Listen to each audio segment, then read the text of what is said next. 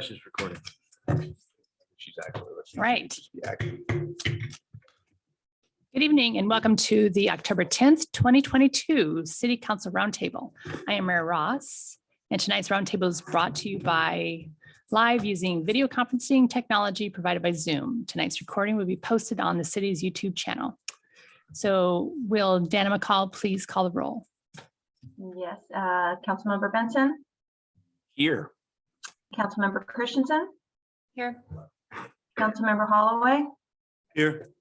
Councilmember Johnson, Here. Councilmember Lassay, Here. Councilmember Mayhew, Here. Councilmember Watton, Here. and Mayor Ross. I am here. Thank you. So as a reminder, members must seek recognition from the chair before speaking and be sure to raise your hand. We now move on to our first item of special business, which is to approve the agenda. Council may have a motion to approve the roundtable agenda. So moved. Second. Moved by Mayor Pro Tem Mayhew and second by Councilmember Holloway. Any discussion? Seeing none, all those that approve, say aye. Aye. Any opposed, nay?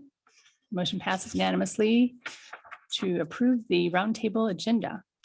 So special business tonight is the review and deliberations of the 2023 to 2024 biennial budget.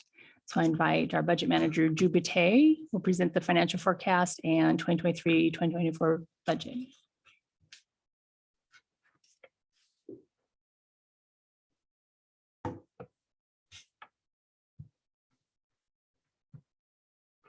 All right, good evening, Council. Thank you, Mayor. Thank you, City Administrator. First, I'd like to just give a brief background of exactly where we've been and where we are right now today. On September the 12th, the administration provided Council with a financial forecast as well as a preliminary summary of the Mayor's proposed 23-24 biennial budget. Since that time period, the administration went back, took a second look overall at the budget, reviewed it, and actually restructured some of the departments to better tackle some of the things we know that are going to be transpiring in the next couple of years. Since that time frame on October the 3rd and the 4th, department directors gave presentations to the 4 different committees that we had. And I want to thank the department directors for their presentations. And in addition to that, you, Council, for your diligent and constructive work last week on the budget regarding those presentations. Across all 4 committees, there was one question that was critical to a lot of the council members. And it was an undeniable common thread. And that was, how does this biennial budget compare against the previous 2? I think that's what everyone pretty much wants to know. And so that's what we're going to try to tackle today. So in front of you, you should have a City of Snoqualmie biennial budget comparison. It's this lovely 11 by 17 size sheet that you have right here. And basically the third section that you see here deals or basically states the 2019-2020 biennial budget. The middle section discusses or outlines the 21 through 22 biennial budget. And the third section outlines the 23 through 24 biennial budget. And so really we're going to get into this, and it's complicated to read right here in front of you. This is a lot of numbers, a lot of raw material that you're kind of looking through. And so I'm hoping to summarize this as best as possible for you, Council. So with that said, I'm going to start with a bit of an introduction. The biennial budget comparison table reveals a complex and interconnected system of departments and funds that provide a diverse set of public goods and services. In essence, the city is kind of operating as a mini conglomerate. It has multiple lines of business, but we're relatively small in comparison to what you might see out there in the public sector, trying to operate those many lines of businesses. What this table will also reveal to you is a large fund consolidation effort that the city started the previous biennium and the administration is proposing to continue to the next biennium. A lot of the black that you see here represents funds that we are discontinuing, basically, which is why you don't see them move from year or biennium to biennium for the most part. And really the purpose of this fund consolidation effort was to simplify the city's fund structure and increase council's comprehension and understanding of what the city proposes to do financially. In the past, we certainly had pretty much a fund per capital project. That makes it hard to actually translate the CIP into the biennial budget overall. And so, I mean, there's a lot of effort that's been involved in terms of shaping the fund structure appropriately to help us, everyone, as well as us administratively too. Helps to save us time internally if we can shrink the number of funds that we're putting out there on offer. With that said, some caution is important here. Comparisons are tricky as a consequence of this fund consolidation effort. The city is continuously thinking about what funds or departments to best charge expenditures, and the proposed budget reflects those decisions that are made throughout the year. Just one example of this biennium itself is the last biennium, the 21-22 biennium. Events were actually included under the administrative departments at the top under the general fund. In this biennium, we're proposing to move events under CD, primarily because we see some synergy there. And so that's just one example of a lot of the transitions that are taking place that are kind of hard to read into these numbers. Now, probably the most important slide that I'm going to show you today is slide number 4. This is a summary of the biennial budget comparison table in front of you. It starts with the total appropriation and then begins to subtract out transfers out, the internal service charges, and capital expenditures to get to a summation of what our operating expenditures have been over the last 2 bienniums and the one that the mayor is proposing in this biennium. Consequently, if you look to your bottom right-hand corner, we also show the percentage change between the 2019-2020 biennium budget and the 23-24 biennium budget, as well as the 21-22 biennium budget and the 23-24 biennium budget. As you can see, between 2019-2020 and 23-24, we're proposing a 6.2% increase in the budget, and between the 21-22 biennium to the 23-24 biennium, the percentage change there is 9.2%. When you look at operating expenditures, yes. And so consequently, we've had discussions internally. We feel relatively confident in what we're proposing, the mayor's proposing in her budget. Overall, we think really those percentages are relatively reasonable. But we're looking forward to your comments regarding what you think this can mean to you. And with that said, I just want to go over some key terms just in case we don't quite understand what is presented in this table.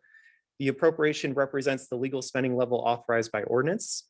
The city cannot exceed this level without prior approval of council. So there's a legal necessity to this appropriation that you see in here. In addition, the appropriation includes the anticipated spending on employees and outside vendors for services rendered, supplies bought, or capital assets constructed, which to us means money leaving the city, but it also includes money that flows internally between different funds. And so that's kind of important to kind of take into consideration too. Not everything that we're appropriating is money leaving the door of this city. It's money that's flowing internally between the different funds too. And so we got to keep that in mind. Transfers out represent money that is transferred between funds. And so just an example, the budget is proposing a $2.5 million transfer from the general fund to the non-utilities capital fund. We had that discussion during the deliberations on the CIP. In addition, just to go over internal service charges a little bit, this represents the cost of certain departments such as the R&R, equipment replacement and repair, IT, administrative, that can be charged to other departments such as police, fire for the provision of goods and services. So for example, a component of my time is charged to utilities because I'm often working on behalf of utilities for, who knows, maybe about 30% of my total time. So that's just one example. But it must be based on a plan that is fair and equitable. So we often involve internal cost allocation factors in trying to assess what that charge should be overall and how to charge those kind of direct service departments such as police, fire, parks maintenance, and so on. Consequently, we need to kind of take out the transfers out and the internal service charges, as well as take out the capital expenditures. We kind of drive an estimate for operating expenditures overall. This is money that would be leaving the city's doors. And so consequently, we're providing you with an attempt to determine the amount of money that was and has been budgeted to leave the city to employees, for example, or outside vendors that is operating in nature. And like I said, this does not include capital assets. And so just briefly, I just want to kind of go over the next steps before we get to a discussion on what I've presented here today. On October the 17th and 18th, we're going to continue with kind of a committee level review and deliberation of the proposed 23-24 biennial budget. Not all the departments completed their presentations, Parks and Public Works, as well as FNA committee. In addition, the administration is going to start preparing ordinances and resolutions. We've got the property tax ordinances to bring to council. relatively soon. In addition, we're going to start preparing the 23-24 biennial budget ordinance. In order to consolidate all these funds and get all this kind of ready to go for next year, we also need to provide you with a biennial budget amendment for this current biennium. And then lastly, we need to bring to you a resolution regarding the salaries and benefits for the unrepresented staff here that we have at city overall, which is something that council generally approves every year, depending on whatever COLA council wants to set. In addition, we also have to prepare for a number of public hearings. It's recommended that we have 3 public hearings. We need a property tax revenue public hearing, a preliminary budget hearing, as well as a final budget hearing too. And at least 2 of those need to be can be as late as November the 28th, but we would hope to do those sooner. So with that said, I'd like to turn it over to council and the mayor and administration for discussion. Thank you.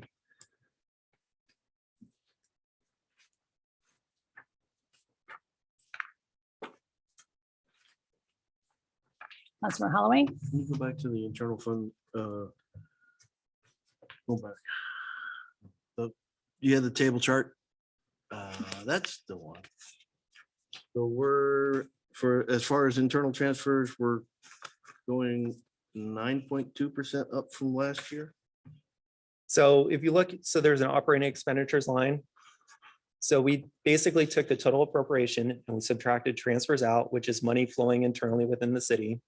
Also internal service charges, that's money moving basically from one department to another department. So it's not actually money leaving the door here. And then we also subtracted out capital expenditures, primarily because council has already approved the CIP itself. And so we've incorporated that into your large table that you have here to derive an estimate of what our operating expenditures are going to be for the next 2 years and compare that back to the previous 2 bienniums.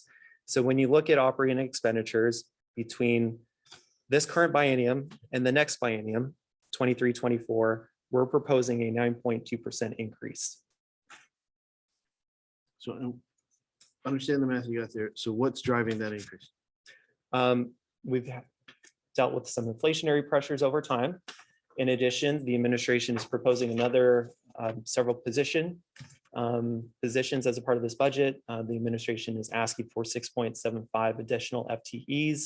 You've got other items in here, such as a council chamber, AV upgrade, for example, security infrastructure at City Hall, different items like that, support to retain and recruit firefighters here at the city, reclassifications, including reclassifying a detective position into administrative sergeant position. And so a lot of those have been listed in the budget document.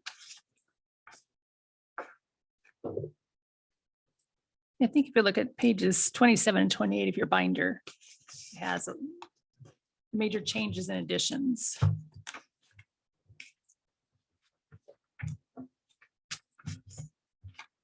Under the general fund tab.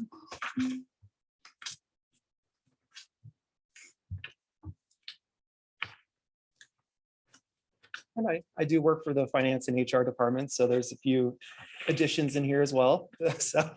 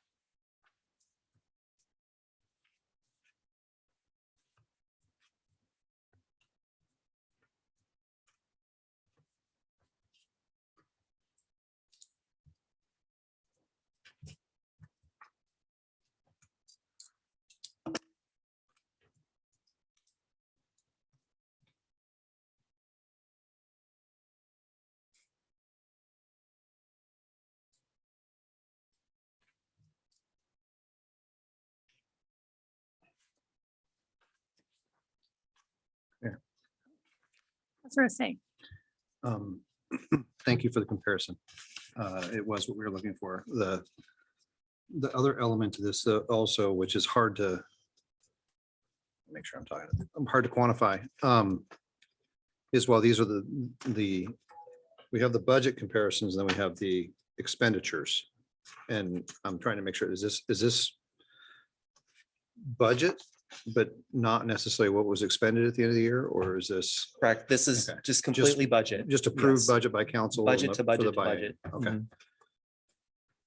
And then, so I guess that's one thing I'm trying to make sure I understand, because obviously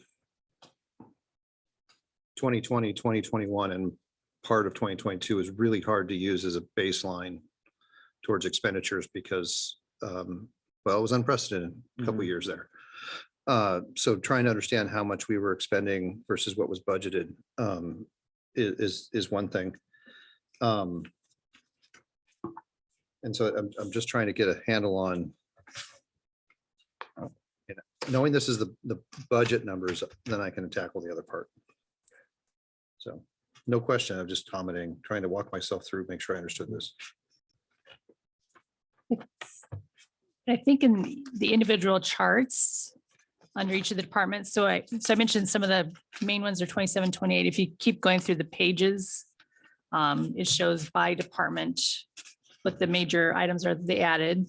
But then if you look at their charts, we're comparing the proposed budget to their estimated, Estimated Total. year end for 2022. right? So not to Spending. budget from the previous year, but actually to what we're actually going to spend. So you'll get a good comparison to 2021, for instance. Councilor Johnson. Thank you. Is the Community Development Fund, Fund 130, is that just now the community development segment of the general fund? That is correct. Okay, Mhm. but just making sure. Now, I think one of the things that we probably should add to this table is comments exactly about where each fund went. Yeah. So for example, I mean, I could tell you like the risk management fund that we have, which is 503.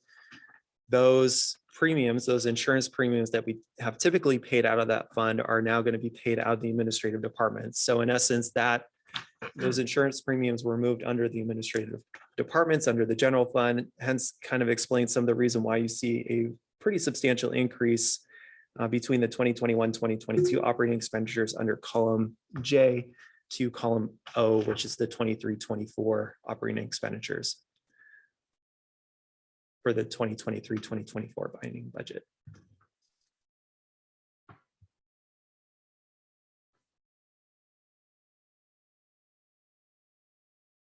Councilor Lissay. So I think I can now verbalize the question that I had because I wanted to make sure I understood where I was at. If our under the, we'll just stick with the operating expenditures row. If that's increasing 9.2% from 21 to 22, from 21, 22 to 23, 24, that's the budget increase. What is the actual expenditure increase in 2021, 22 to kind of understand, well, how much did we actually expend? Yeah, Obviously 22 is not over, but we have to make estimates to what we're now forecasting. What percentage is that increase? so you're seeking a comparison between the 21, 22 expenditures, how much we have actually expended versus the budget we're now proposing. Yes. I don't have that.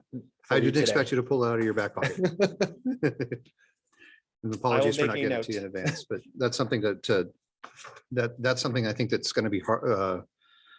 As I'm looking at this and just sharing with fellow council members that, what we expended in 19, 20, 19 and 20, what we expended in 21, 22 is going to be important to understand as related to the budget, because we had a budget set and a budget approved that we had no method to achieve it.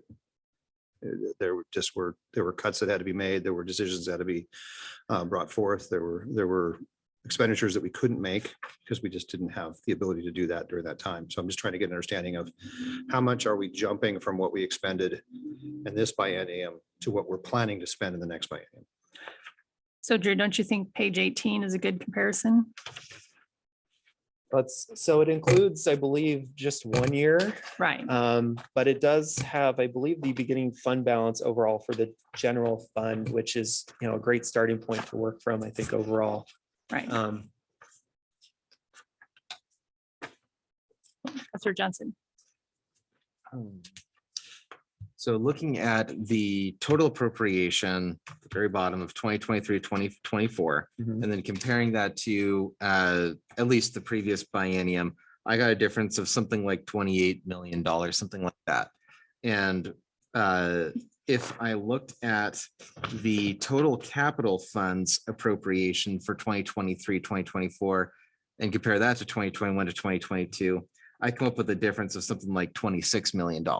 So it seems to me that that very bottom line sees that massive increase in appropriations in line 310, or not 310, I'm sorry, the total capital funds, which is pretty much, yeah, line 310. And what I think that is that's, as it says, non-utilities capital funds, that's not part of operating, right? Because it has zero operating expenses. Right. So those funds are coming from remaining fund balances that have accumulated over time and from just other sources like grants and whatever else, correct? Yeah, correct. So the CIP, so the whole goal of this consolidation effort is to say, okay, there's one number that we've provided here on this page, page 32 of 84 of your CIP document that needs to tie to the appropriation number that you see there. So in terms of revenue sources, we kind of made a distinction, right, early when we were discussing the CIP, that there would be operating revenues that would go over here, kind of that we would set aside for operating needs, and then there would be capital revenues that we would set aside over here. And so if you're to return to your CIP itself, things like the real estate excise tax, non-reoccurring sales tax, basically 1/3 of utility tax for water, sewer, and stormwater, all are tied to the capital funds that we see here. So if I go to this page, like I said, and you add up, the total uses down below here, that would equal your appropriation that you see under that non-utilities capital fund. And in the past, that wasn't necessarily always obvious to council, primarily because we had multiple funds and all of this would have been broken out across those multiple funds and then having to add it all back up, right? And reconcile that in front of council was always certainly a challenge. And so having this one page that ties to this one number here is kind of ultimately the goal for us to make it easier for everyone's comprehension.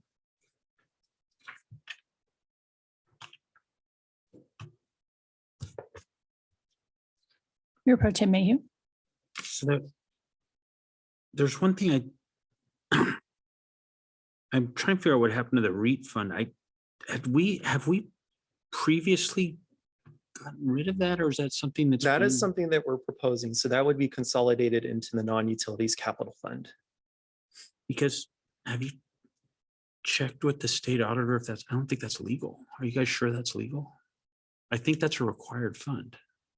Well, so I'll go take a look at the RCW just to confirm, but we do believe that that is something we can certainly do. The revenues are being placed into a capital fund for the No, most I'm part. happy with which- where the revenues yeah. are going. I'm not beefing that. I'm just surprised at the, like, I thought that had to be its own fund. And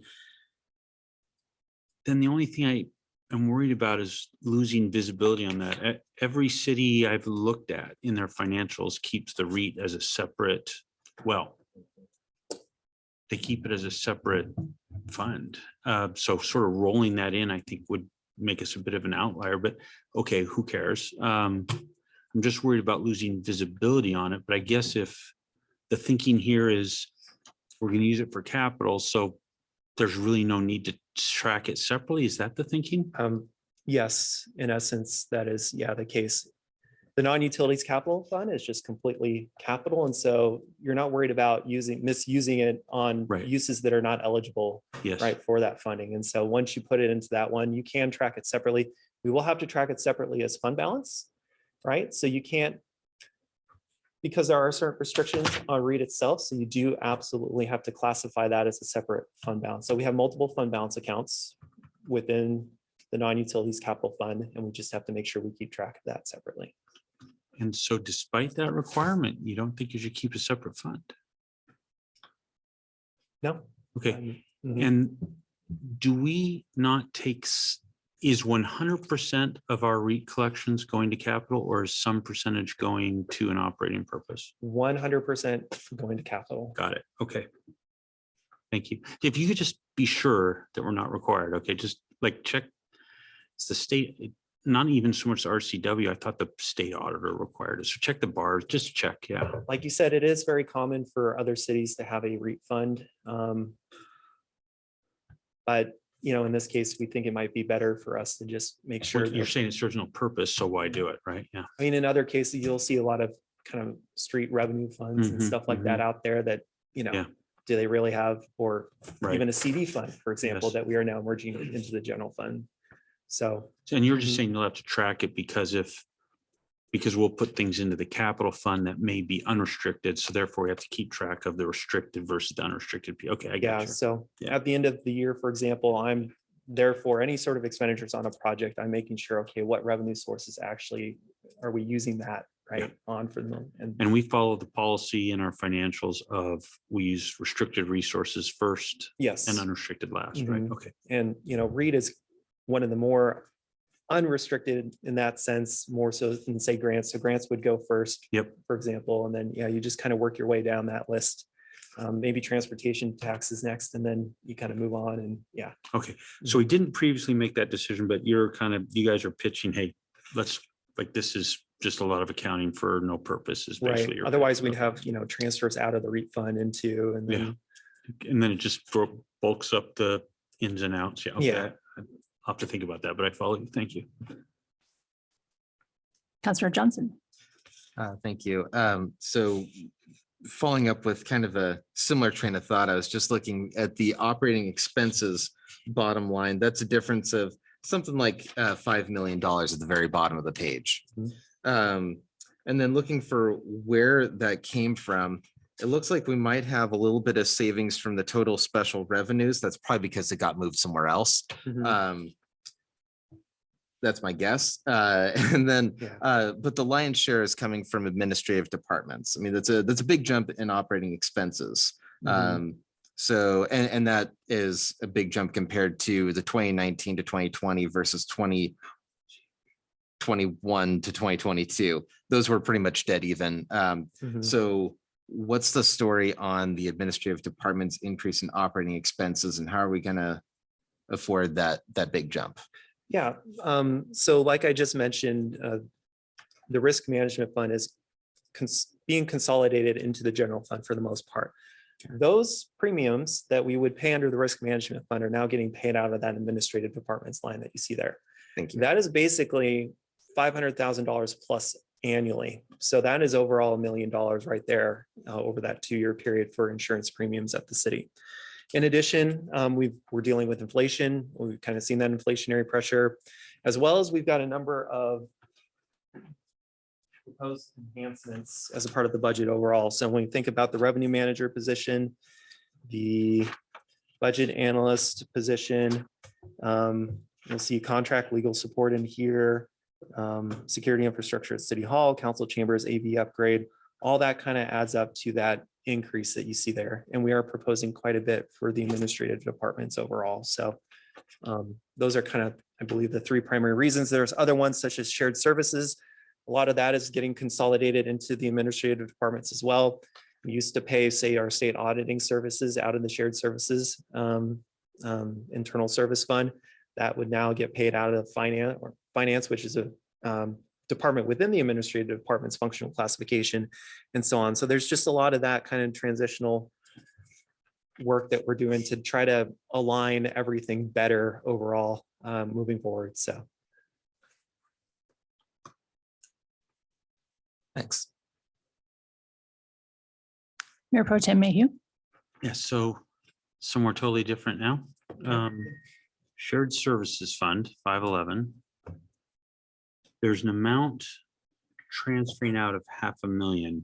What is that? So that is the facilities maintenance fund. We're proposing a transfer of $514,000 there. In essence, so we need a bit of maybe a history for council. Just So before you do that, where would it go? Out of it there? would go into the equipment replacement repair fund. Got it. Thank you. In essence, with this fund, what we've done the previous biennium is council adopted a CIP. That CIP included something called the Facilities Maintenance Program. That Facilities Maintenance Program took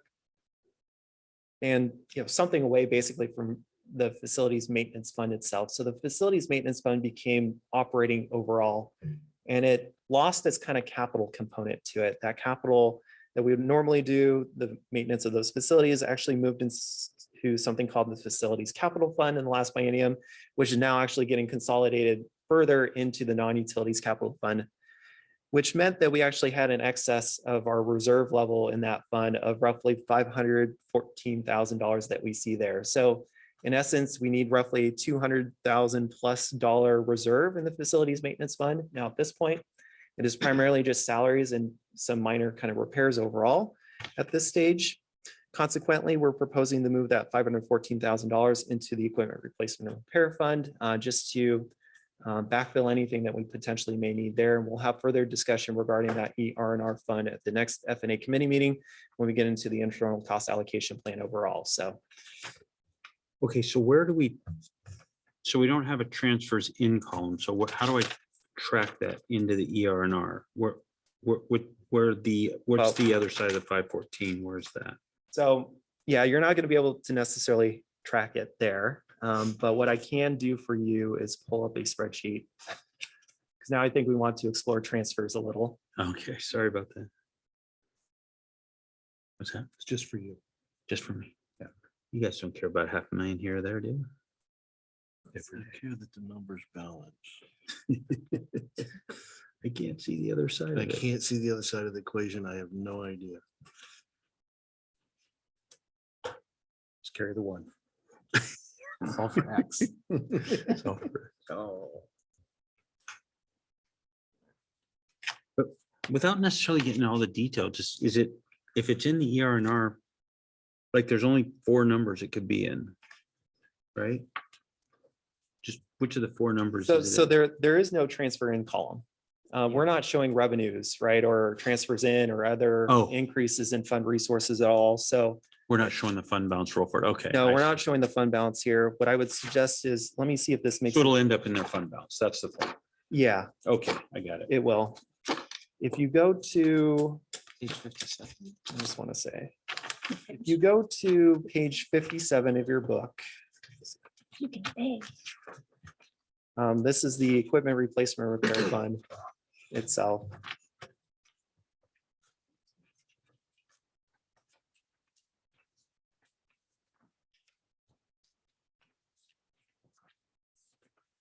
And at the top, you're going to see under sources there's something called transfers in, and you'll see the other, the other side of the coin for the most part, the $514,388 listed there, You say page 57? 57.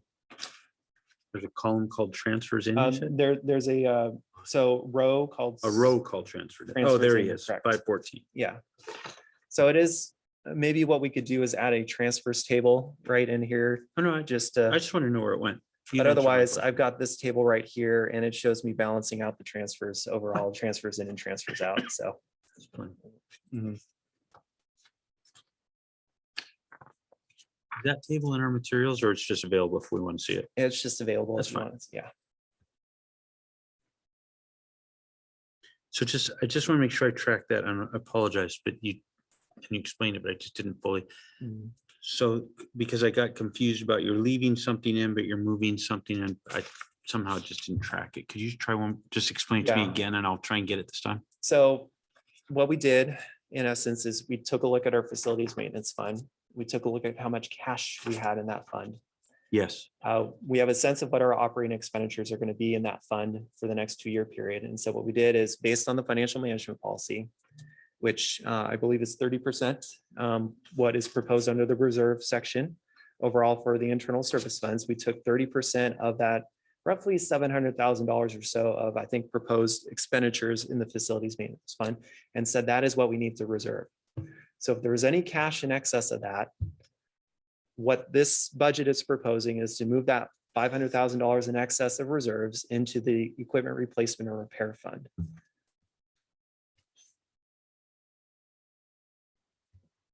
Because we think eventually, and we'll come back at the F&A committee and have a discussion regarding our internal service cost allocation plan, that it will be better used and is more wisely, put into that fund as it is instead of protecting it within the facilities maintenance fund. Yeah, okay, so I think I track with that.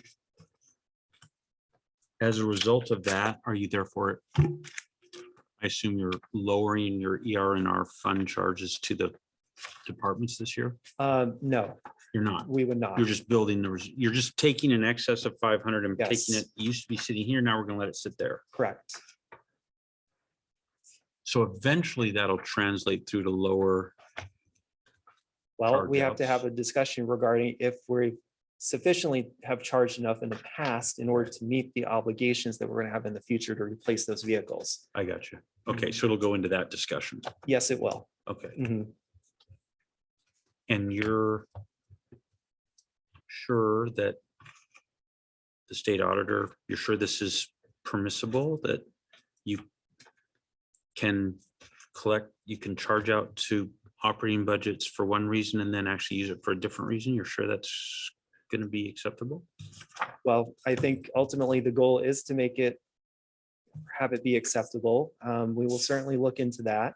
Yeah, I'd check that with the state mhm. auditor also, because they might object to that. Mhm. I understand what you're trying to do. I'm not objecting to that, but I'm just worried they'll object. Mhm.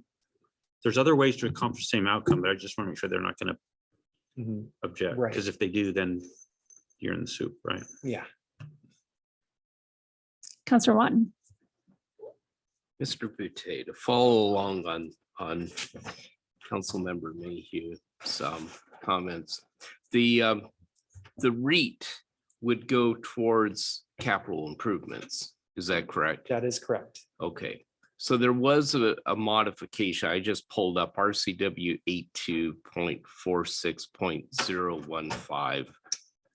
Capital projects use of tax funds. Is that the appropriate thing that we need to be focused on? It says to the effect that from May 13th, 2021 through December 31st, 2023, a city may use the greater of 100,000 or 35% of available funds from revenues collected under RCW 82.46.010 for the maintenance of, operation of, and service support for existing capital projects. So we're not doing that. Okay, That is not what this budget is proposing. So we've discussed it in the past with council, I think for the most part, especially this last biennium, but that is not what we're proposing. okay. Mhm. Thank you. Mayor Pro Tem Mayhew. Yeah, so hopefully it's helpful. Generally, there's some twists and turns, but generally speaking, the REIT has to be used for capital purposes. That's sort of a condensed way of saying it. There's a few little twists and turns in that, but basically that's where it ends up. And in fact, most cities do that. They use it for capital purposes. And so the proposal here is to do the same, which is absolutely consistent with most cities, I think. And consistent with the requirements, but generally that's, for the most part, all you can use it for. I think ideally, the goal was to give cities more flexibility in how they could potentially use that funding, and then they put some restrictions on even that itself. But yeah, I think we want to make sure in order to keep it as simple as possible, REIT should be allocated towards capital. And I think that's what our proposed budget says, and that's what we've done with the capital improvement plan that council adopted in August. So. So there's a few little twists where Mhm. now you could use a little bit for this over here if you wanted to, but what they're saying is, yeah, let's just use it for capital. Okay, Mhm. thank you. Is that another set of budget? Is that a new budget document? Yeah, so that the whole punch copy, whoever didn't get one. I didn't get one. Councilor Lissay did not. I was like, Okay, There you go. okay. Thank you. I was remote that day. I had the electronic version, but I didn't get the replacements for her. Thank you. Slide back up.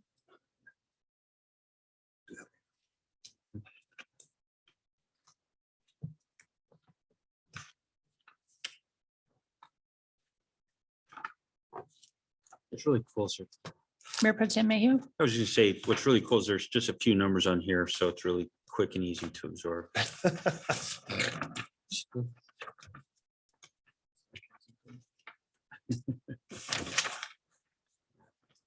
I do. Councilmember Lasay. Yeah.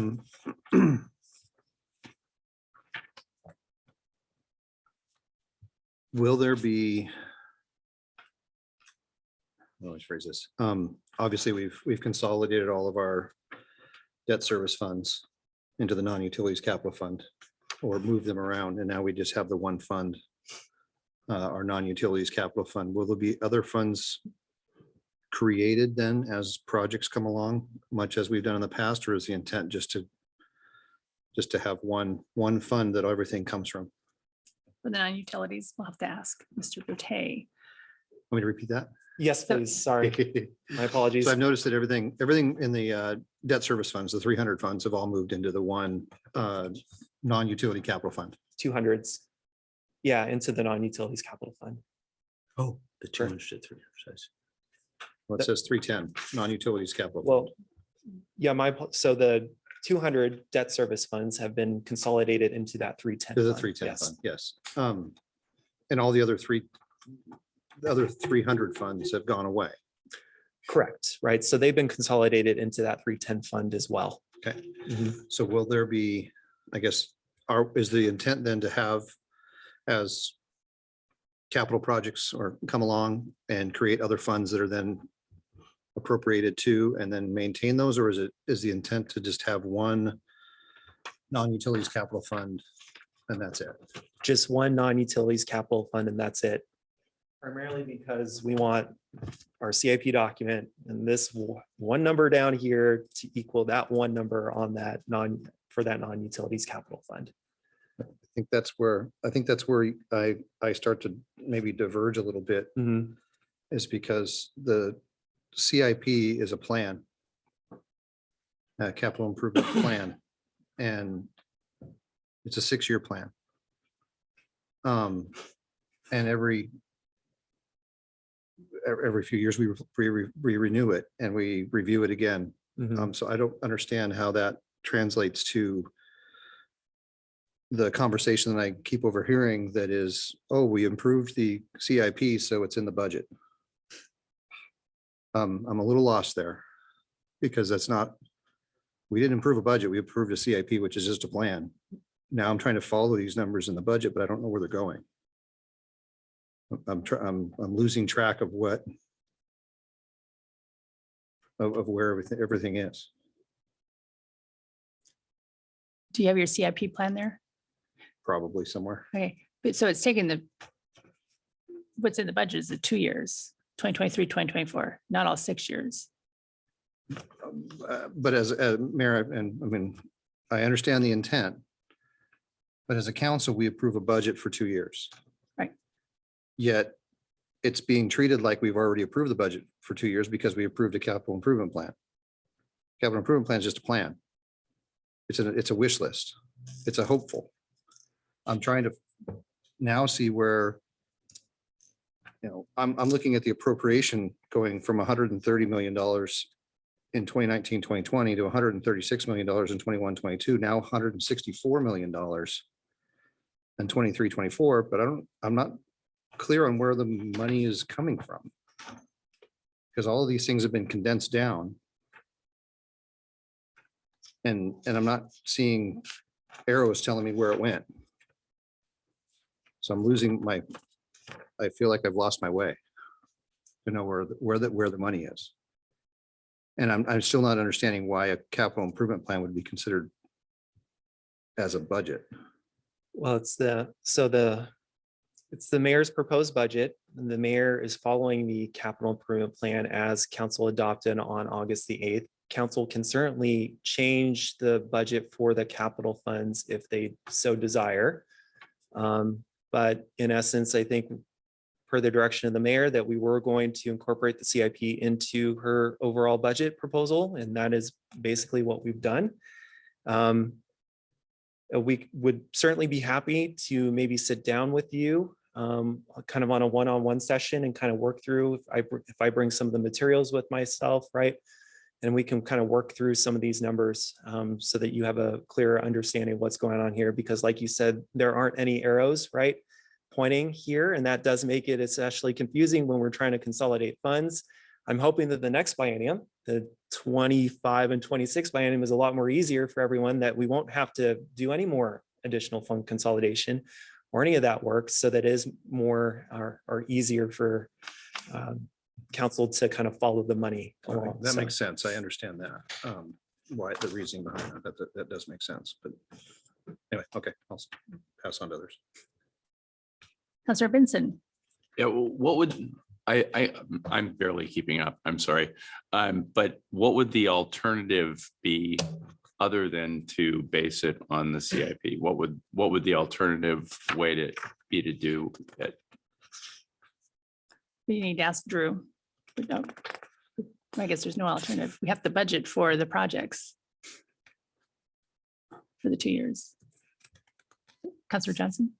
I guess a similar question would be, if we did not appropriate all those funds, then they would just remain in a fund balance. And the appropriation in 310 310 for 2023, 2024 would be a very small number, but that doesn't mean that the administration couldn't come to us and say, hey, you approve this CIP that gives us a plan of the things the council generally approves of. Here's some money that we'd like to appropriate toward this project. And then at that point, we could say, yes, we want to do that. Let's take some money from fund balance to approve that project. It'd be sort of a project at a time rather than appropriating a bunch of money all at once. Does that make sense? It did for the most, yeah. But the concern is, right now you have to start designing your projects and then going out for the RFQ and hiring construction by like January in order to get a project going for this next year. So that's why it's not individual. But Mayor Pro Tem Mayhew? Yeah, so I think to try and answer that question, I think there's two concepts that are kind of being talked about here. So the first concept is we had a bunch of capital funds. But in fact, almost all of our capital spending went through one of them. So we had these other capital funds, but they really, some were just sitting there sort of dormant. So we just had a lot of funds, which meant a lot of accounting and a lot of, gee, how do I, there's a bunch of numbers instead of one number. So I think what this, at one step, what they're trying to do is say, let's just put all the capital funds into one thing. You can just see the number. There's your number. I think I completely support that goal. It just makes it easy for us to know the number. I think there's a second topic, which is, by the way, of that amount, do we, how much of that do we want to spend? Well, when do we decide and how do we decide? That's, I think, in my view, a separate question of, at least we can see the number. It's one fund. There it is. We know what the number is. I think that's what they're trying to accomplish with the fund consolidation, is just giving us that visibility. Is that correct, Mr. Boutte? Yeah, that is correct. Yes. Counselor Benson? And then along the way, as we have different projects that go on that would have gone into those other funds, we're keeping accounting how to determine where those funds were actually spent. If, for example, we have an average amount that we spend on bridges, but now it's all coming out of a big fund. How do we track, year over year? Right.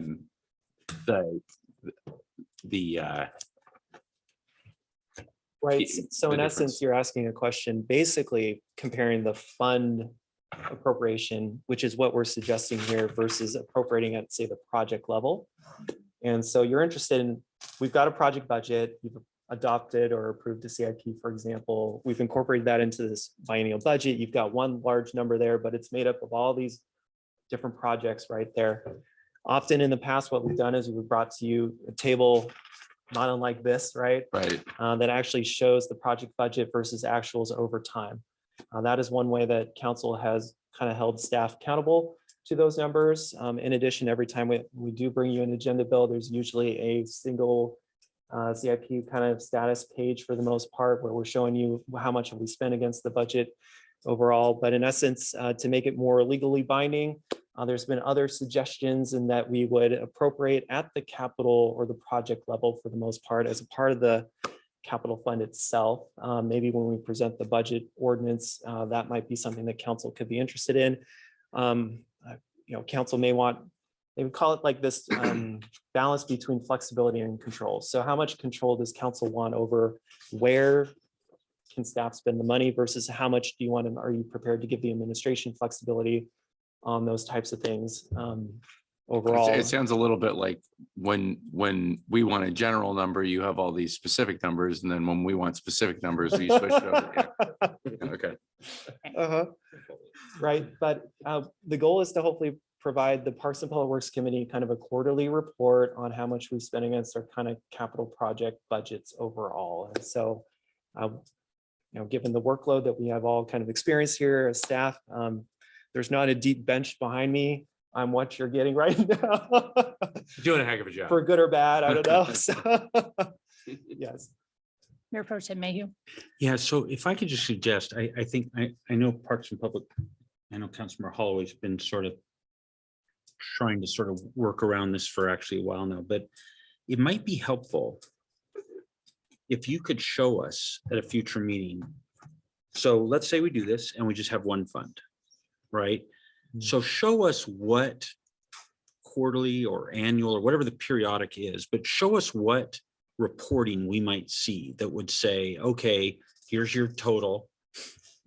Here's whatever you approved for us to spend. Here's the list of projects that you approved. Whether we appropriate at the fund, at the project level, or whether we just appropriate at the fund level, regardless, there's a list of projects. We can go see them in the CIP, right? So if we could approve all those projects or one of those projects, whatever it is, there's some list of projects. So maybe just show us, like, this is what the periodic reporting would look like. It'll show you your big number from here. It'll show you your projects and kind of what's going on with those, and it'll show you your ending big number so that people can kind of have a vision, an understanding, oh, that's how I'll be able to monitor. Because that might, I think it's easy for us accountants to think what that might look like. For non-accountants, I think if you just, it's not that, show them what that table would look like. I think it'll help a lot. Okay, thank you. So council, we have 8 minutes before the council meeting starts.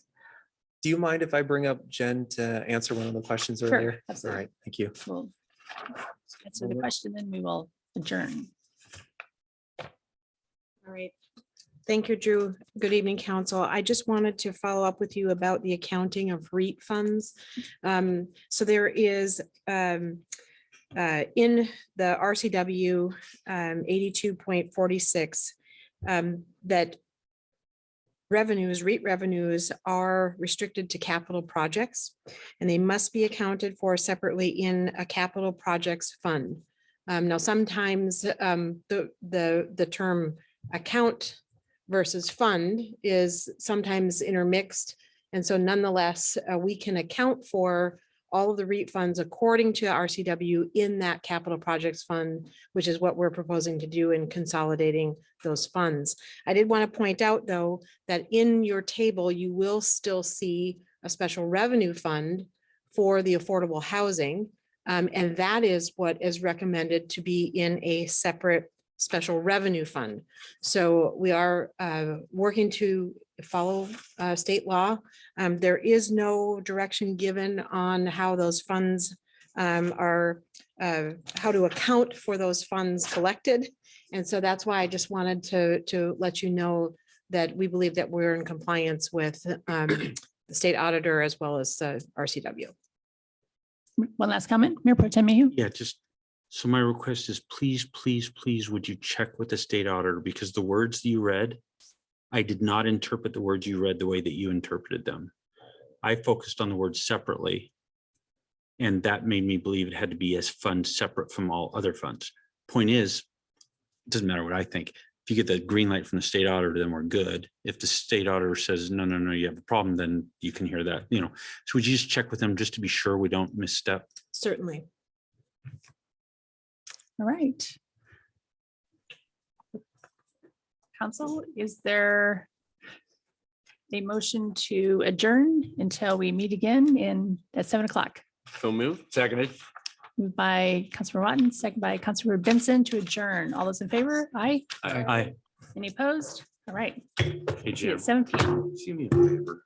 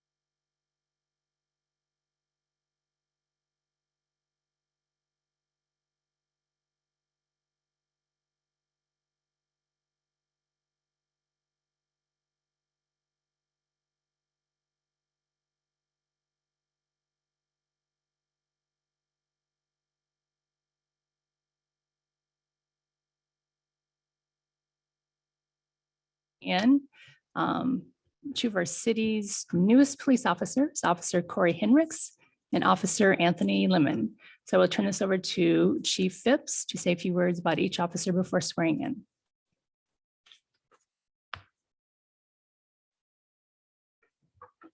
Good evening. Well, we're blessed to have two officers tonight being sworn in and badge pinning. Graduated from the academy last week. And so we're on our way, hopefully. They've been around for a little while, though. They were hired about 7 months ago, both of them. So you can see how long it takes just from the point of hire to go through the academy. And now they're going to go through an 18-week field training program with a senior officer to help finish their training before they're out on their own. Anthony Lemon was born and raised in Renton, graduated from Liberty High School, played football and basketball there. Has a Bachelor of Science degree in Law and Justice from Central Washington University. And his mother, Tamara, is here, and his girlfriend, Miranda, is also here. I'm not sure which one's going to pin the badge. Is it going to be Mom? Okay, when it comes time to pin the badge, Mom will be pinning the badge. just a little story about how Anthony ended up being here. He was going through the process with us, and our process takes longer than I like, and I think most everybody likes, and which is common. A lot of the officers that are looking for a position in law enforcement also apply at other agencies, in which Anthony did. And he was successful actually in getting an offer from another city to be a police officer. And when I became aware of that, he was already in the process with us, far along in the process, to where we were probably about a week or two short of completing our process. And so hearing that, we usually stop the process, but I reached out to him, congratulated him, wished him well on the future law enforcement career. And in doing so, he said, basically, I would like to work here. That's exactly what I want to hear. I want to hear people that want to work here. And but there was a problem. They had already given him a start date. And I basically said, you take the best advice I got was you take the job if it's offered to you.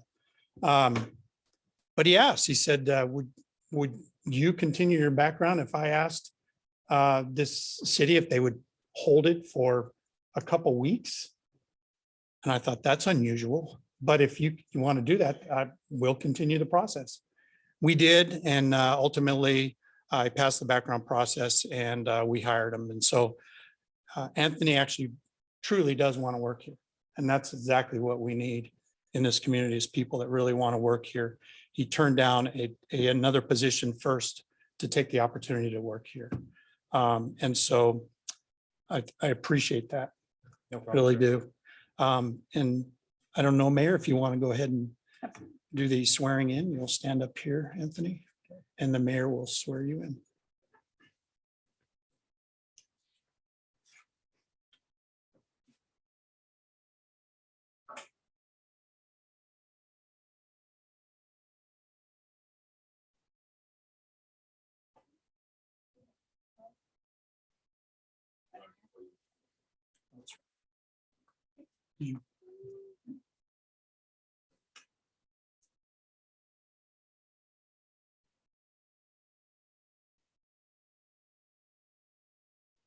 Hello? Oh, can you hear me now? All right, great. I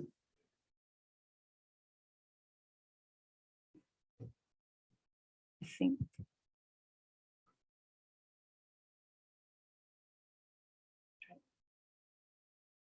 Hello. Right, great.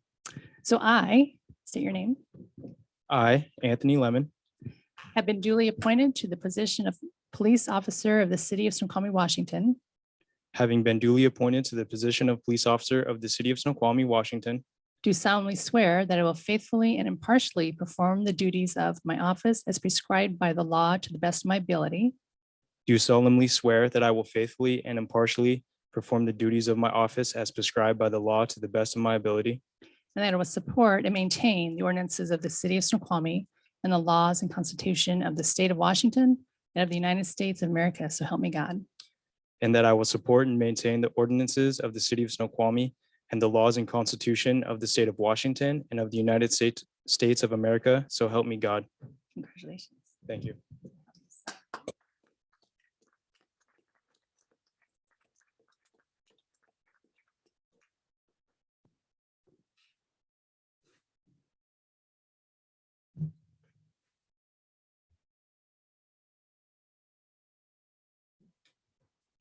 You're the mother? I am. Special evening.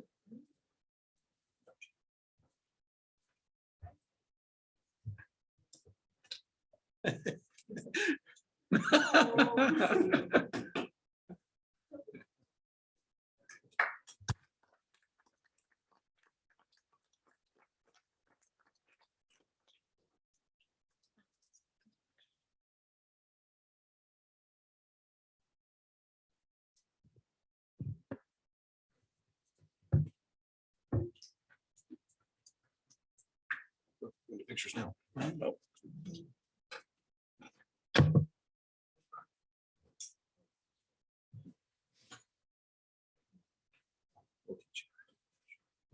that? Teach you how to do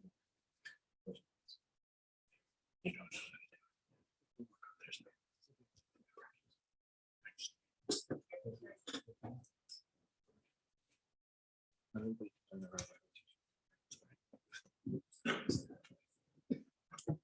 Or you want to come up? Our second officer being sworn in tonight is Corey Hendricks. Born in Bellevue, raised in Snoqualmie, graduate of Mount Si High School. Again, two of the people we want here. Worked for Issaquah City in their Parks Department for about 10, 12 years, somewhere in there. His wife Caitlin and his son Liam and daughter Layton and his mom Gail are here to celebrate tonight. He lives in the Snoqualmie Valley currently. Actually attended the graduation last week, and they score at the police academy. They score for firearms, academics, best overall, so forth. Corey did outstanding. Second in academics, class of about 30, and he came second overall as well.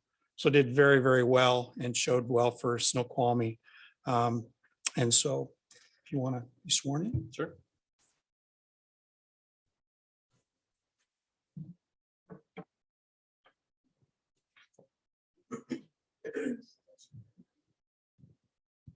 Okay, so I, and then your name, I, Corey Hendricks, have been duly appointed to the position of police officer of the city of Snoqualmie, Washington, having been duly appointed to the position of police officer of the city of Snoqualmie, Washington, do solemnly swear that I will faithfully and impartially perform the duties of my office as prescribed by law to the best of my ability. do solemnly swear that I will faithfully and impartially perform the duties of my office as prescribed by law to the best of my ability, And that I will support and maintain the ordinances of the city of Snoqualmie and the laws and constitution of the state of Washington and of the United States of America. So help me God. and that I will support and maintain the ordinances of the city of Snoqualmie and the laws and constitution of the state of Washington and of the United States of America. So help me God. Congratulations.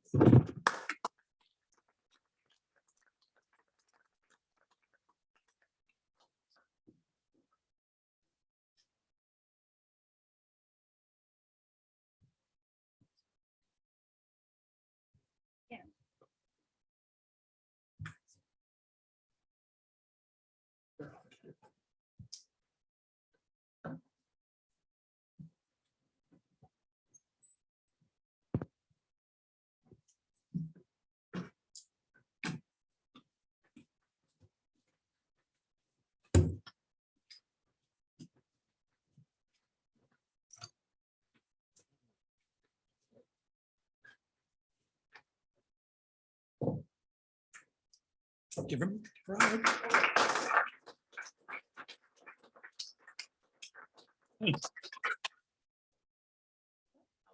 You want to get a picture with the mayor? You want your kids in? Yeah, come on, guys.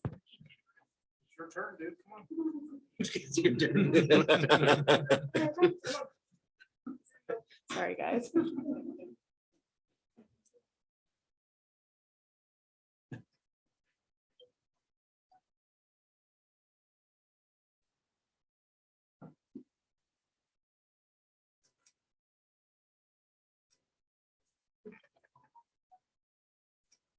Great.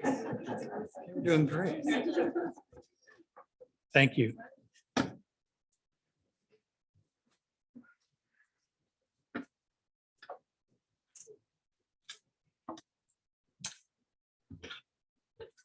Don't walk too far away, chief.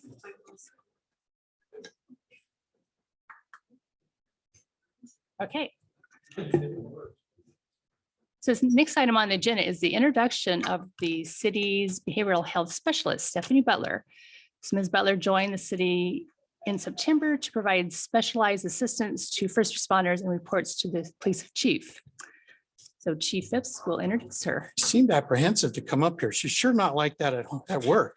I don't know.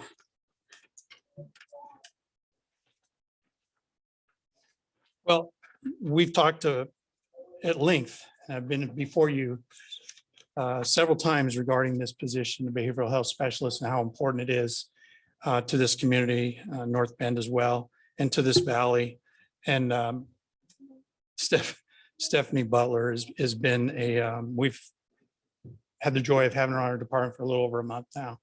And she is just running. In fact, I'm trying to slow it down a little bit. I think I told you that. Take it slow. You know, that's not in her vocabulary apparently. But I appreciate it. She's out visiting, learning how to do the job. We're developing policy. I'm already amazed at one of our most problematic community members who we have many, many calls for service regarding crisis situations. She has taken it upon herself to identify that one person who really needs help and get her the resources. And that's going to be an ongoing effort, but she's already in the first month making a difference. And she's being welcomed by the officers. It's been great to see the officers and how they've welcomed her into our community. Appreciate the fire chief as well for this, supporting this, being part of this. Obviously going to be assisting the fire department on this as well. Her husband, Andrew, is here to support her as well. We've been hearing about him all the time. I've never seen him until tonight, so I'm very happy to have seen that. She has 9 years experience in social services, mental health crisis intervention, usually focusing on the not only to have the opportunity to work with youth as well, but also every member of this community that needs help. She's looking forward to that kind of diversity in helping out. She, if you hear her talk, and she'll say something briefly, she's from South Carolina, so she's got a little bit of an accent. Unfortunately, she's a Green Bay Packer fan, big time. And we don't kid her about that at all, but we are blessed to have Stephanie here. And if you want to say a couple words, that'd be great. Yeah. Thanks. Hi. I just wanted to thank y'all. There's the y'all. But thank you for the opportunity to not only have this position, but to serve the Snoqualmie Valley. I'm very excited for this position and look forward to the growth that this position can have and to all of your feedback, because there's not growth without feedback, and I welcome it. So thank you again. We're excited you're joining us. Thank you. Thank you. Thank you. Okay.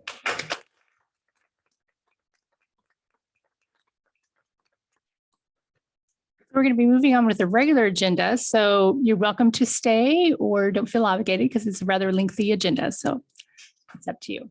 Our hearts aren't broken. Kids would probably enjoy it.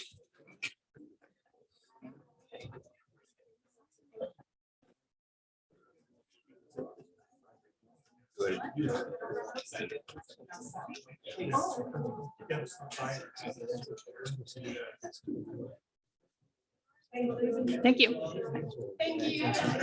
Thank you.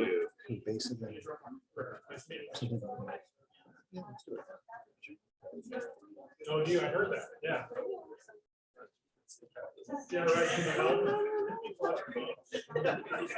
Okay. All right. So the next item on our agenda is AB 22-145, Proclamation of Fire Prevention Week. The city of Snoqualmie is committed to ensuring the safety and security of all those living and visiting Snoqualmie. And each year, the National Fire Protection Agency promotes fire safety nationally through Fire Prevention Week, traditionally held in October of each year. So whereas the city of Snoqualmie, Washington is committed to ensuring the safety and security of all those living in and visiting Snoqualmie, and whereas Snoqualmie residents should identify places in their home where fires can start and eliminate those hazards. And whereas Snoqualmie residents who have planned and practiced a home fire escape plan are more prepared and will therefore be more likely to survive a fire. And whereas working smoke alarms cut the risk of dying in reported home fires in half.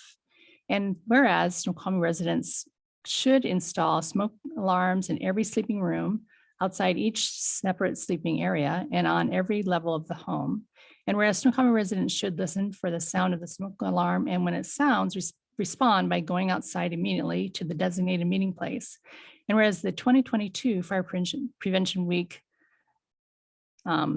states fire won't wait, plan your escape, especially effectively serves to remind us that we know to We need to know 2 different ways out of our homes and have a meeting place outside of our home. So now therefore I, Catherine Ross, Mayor of the City of Snoqualmie, do hereby proclaim the week of October 9th to 15th as Fire Prevention Week in Snoqualmie, Washington, and I urge all the citizens of Snoqualmie to be aware of their surroundings and look for available ways out in the event of a fire or other emergency.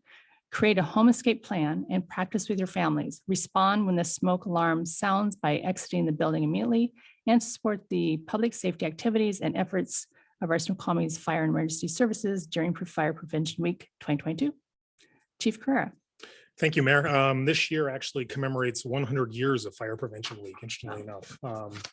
It's always this week in October, and it's actually when they adopted this time, it was actually based off of the Great Chicago Fire, which happened on October 8th, 1871. As the mayor mentioned, this year's celebration surrounds Fire Won't Wait, Plan Your Escape. There's usually a theme that happens every year, and this is this year's theme. Firefighter Bill Wisham leads up our efforts in the department, and we'll be going to kindergarten through 3rd grade classes throughout the city this week and visiting them and providing them fire prevention messaging. It's one of our, it's a standard thing that we do every year, but it's just part of what we do, and hopefully will pay off in dividends in the long run. So thank you, Mayor. Thank you. Right. At this time, we will provide time for residents to comment on items not on the agenda. A few ground rules. Snoqualmie residents who are not present have a right to have their elected representatives perform their duties on behalf of the city in an efficient and orderly manner. Therefore, comments will be limited to 3 minutes each. Please wait to be recognized and state your name and city of residence for the record. And direct your comments to the council as a whole and not to individual members. Please also note that because the city council consideration of the mill site PCI plan is a closed record proceeding where the council considers the application based on the record that was made before the city hearing examiner, public comment on the mill site quasi-judicial land use matter will not be accepted. And last, please respect the decorum of these proceedings. So with that, is there anyone that would like to speak to any concern that is not on the agenda tonight? I will look online. If so, you can raise your hand.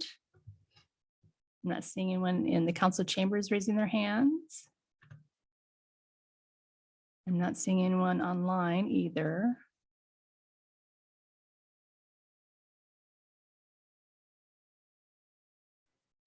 Right.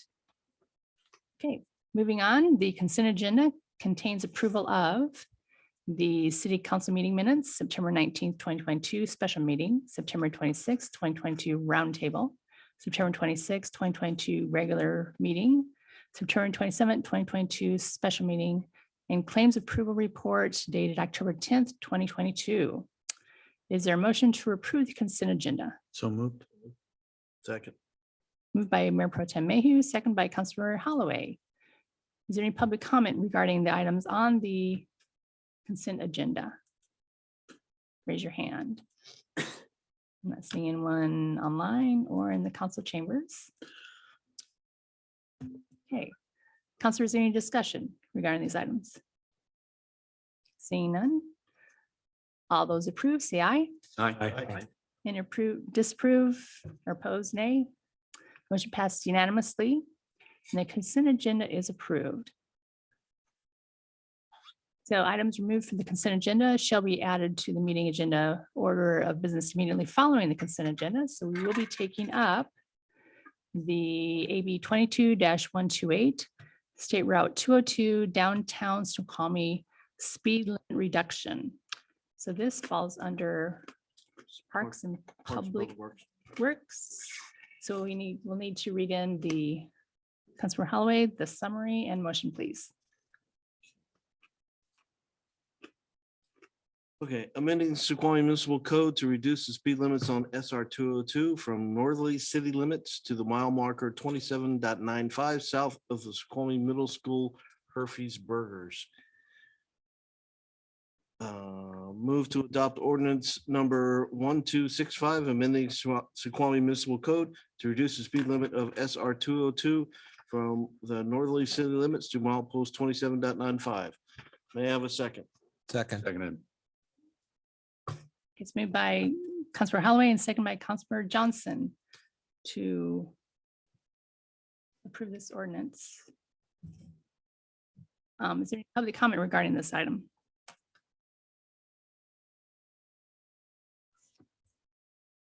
Not seeing one online or in the chambers. So actually this, because it's an ordinance, this should only be the first reading then. Is that correct? We could waive the requirement, I believe, if you want. That is true. For the rules and procedures, we can waive the requirement and have one reading. Move to waive requirement for second reading. Second. Moved by Councilor Holloway, second by Councilor Johnson to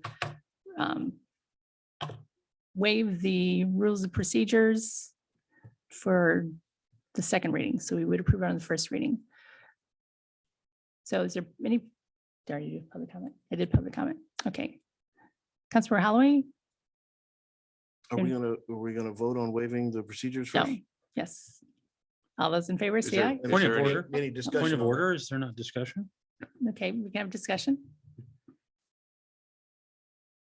Councilor Vincent, I like this idea, but I don't like waiving that requirement. It seems like the kind of thing that the public might have something to say about, and I don't think it's unreasonable for a citizen to say, oh, I hadn't heard about this. So I think the extra time to for them to have the opportunity to put together an opinion to speak to us is I wouldn't want to waive that requirement. Mayor Pro Tem Mayhew. Yeah, I similarly believe that the reason for two readings is so that we're measured before we do something in an ordinance. That's why our rules of procedures are set up that way.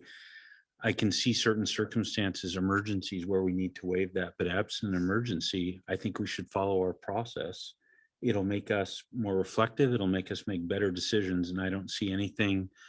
This study was done in 2019, 3.5 years ago. There doesn't, unless there's something I don't know about, which I'd be happy to be informed, there doesn't seem to be an emergency here. And I think we have to go through our normal process. Any other discussion? Councilor Christensen.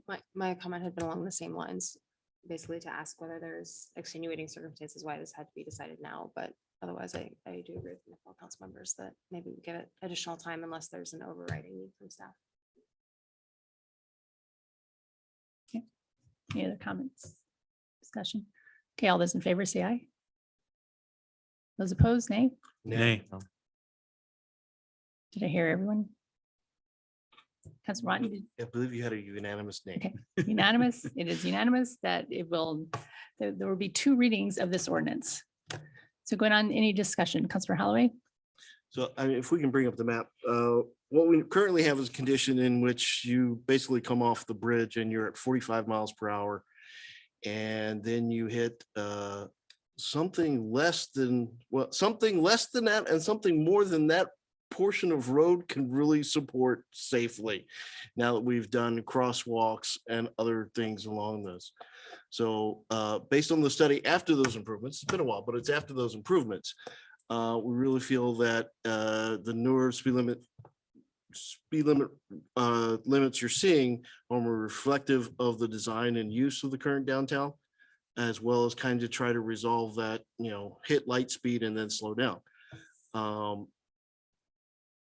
And plus you're coming off the parkway at 40, going 45, and then trying to do 30 in amongst the human traffic we now have. Sorry for the words. Going on downtown right now. It's best we slow it down before something happens. Councilor Say. So I pulled this off consent. Thank you, my fellow council members, of recognizing that an ordinance should have two readings. That's a good thing to recognize. Reason for pulling off consent is because I think this needs to have further look at and discussion.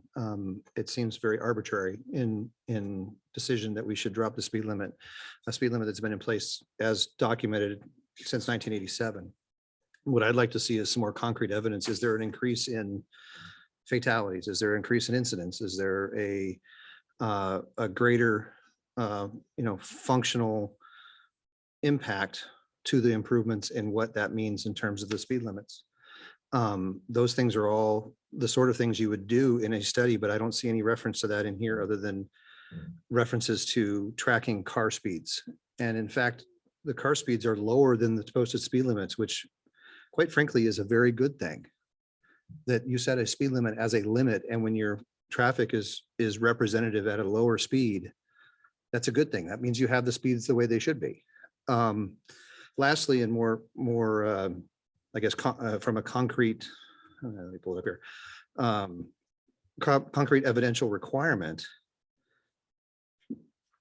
It is required by RCW 46.61.400 that any speed limit revision must be approved by the state traffic engineer and supported by local ordinance. I do not see anything here from the state traffic engineer. I see statements and references to the RCW, but I don't see the state traffic engineer, a letter, a study, a representative thing that we can then look at and say, okay, yes, it's supported by the state. It's supported in evidence. We should move forward with it. So before I propose anything else, I'd like to hear from the other council members. I think there is a whole crash analysis attached. Did you see? Like, There is written statement about there's total 18 crashes. that, nothing that tells me that that is approved by the state traffic engineer. You were talking about crashes earlier, so there is accident information in here. Councilor Holloway? Name- Okay, so two things. There is a WashDOT analysis that supports this motion, not a city of Snoqualmie. Right. Okay, so that's the state traffic engineer. That's his department does the analysis. So let me finish. Two, the fact that traffic can't go the speed limit can also be interpreted that the design doesn't support the speed limit we currently have posted. And by leaving it, I'm asking people to drive faster than the street design demands just by nature of the physics. So I can't, just because we're not going that speed limit doesn't mean we shouldn't have that speed limit. Either way, that argument doesn't make. We ought to go by what the analysis has. We do have the WashDOT analysis, which recommends these speed limits. Councilor Benson? And the other point that was explained to us during the Parks and Public Works Committee meeting, or public safety, was it, which one was it? Was it Parks and public? Public Works. Okay, all right. We have a public savings, we should. Well, there is a public safety committee, but no, this was Parks and Public Works.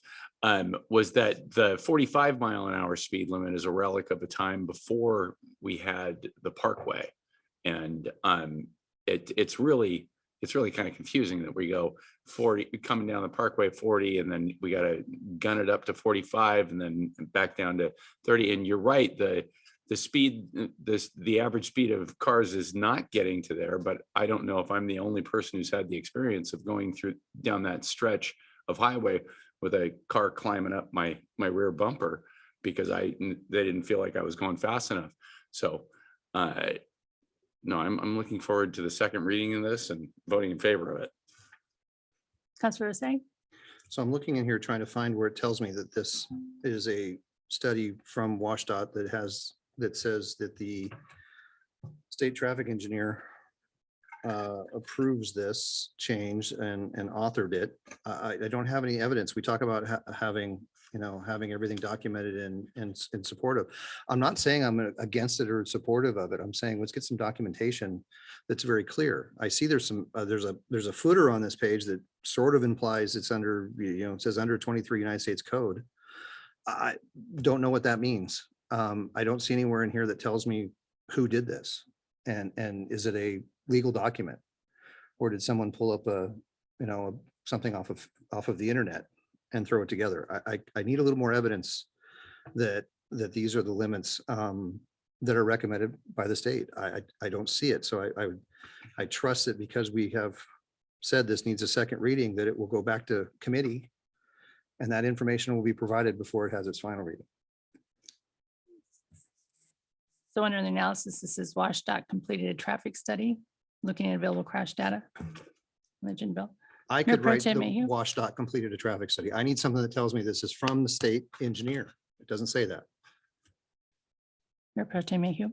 Yeah, so it seems like with 2 weeks, seems like that's easy enough to obtain and provide to council. So hopefully that can just be done procedurally. I just have a question I'm hoping the committee chair could answer.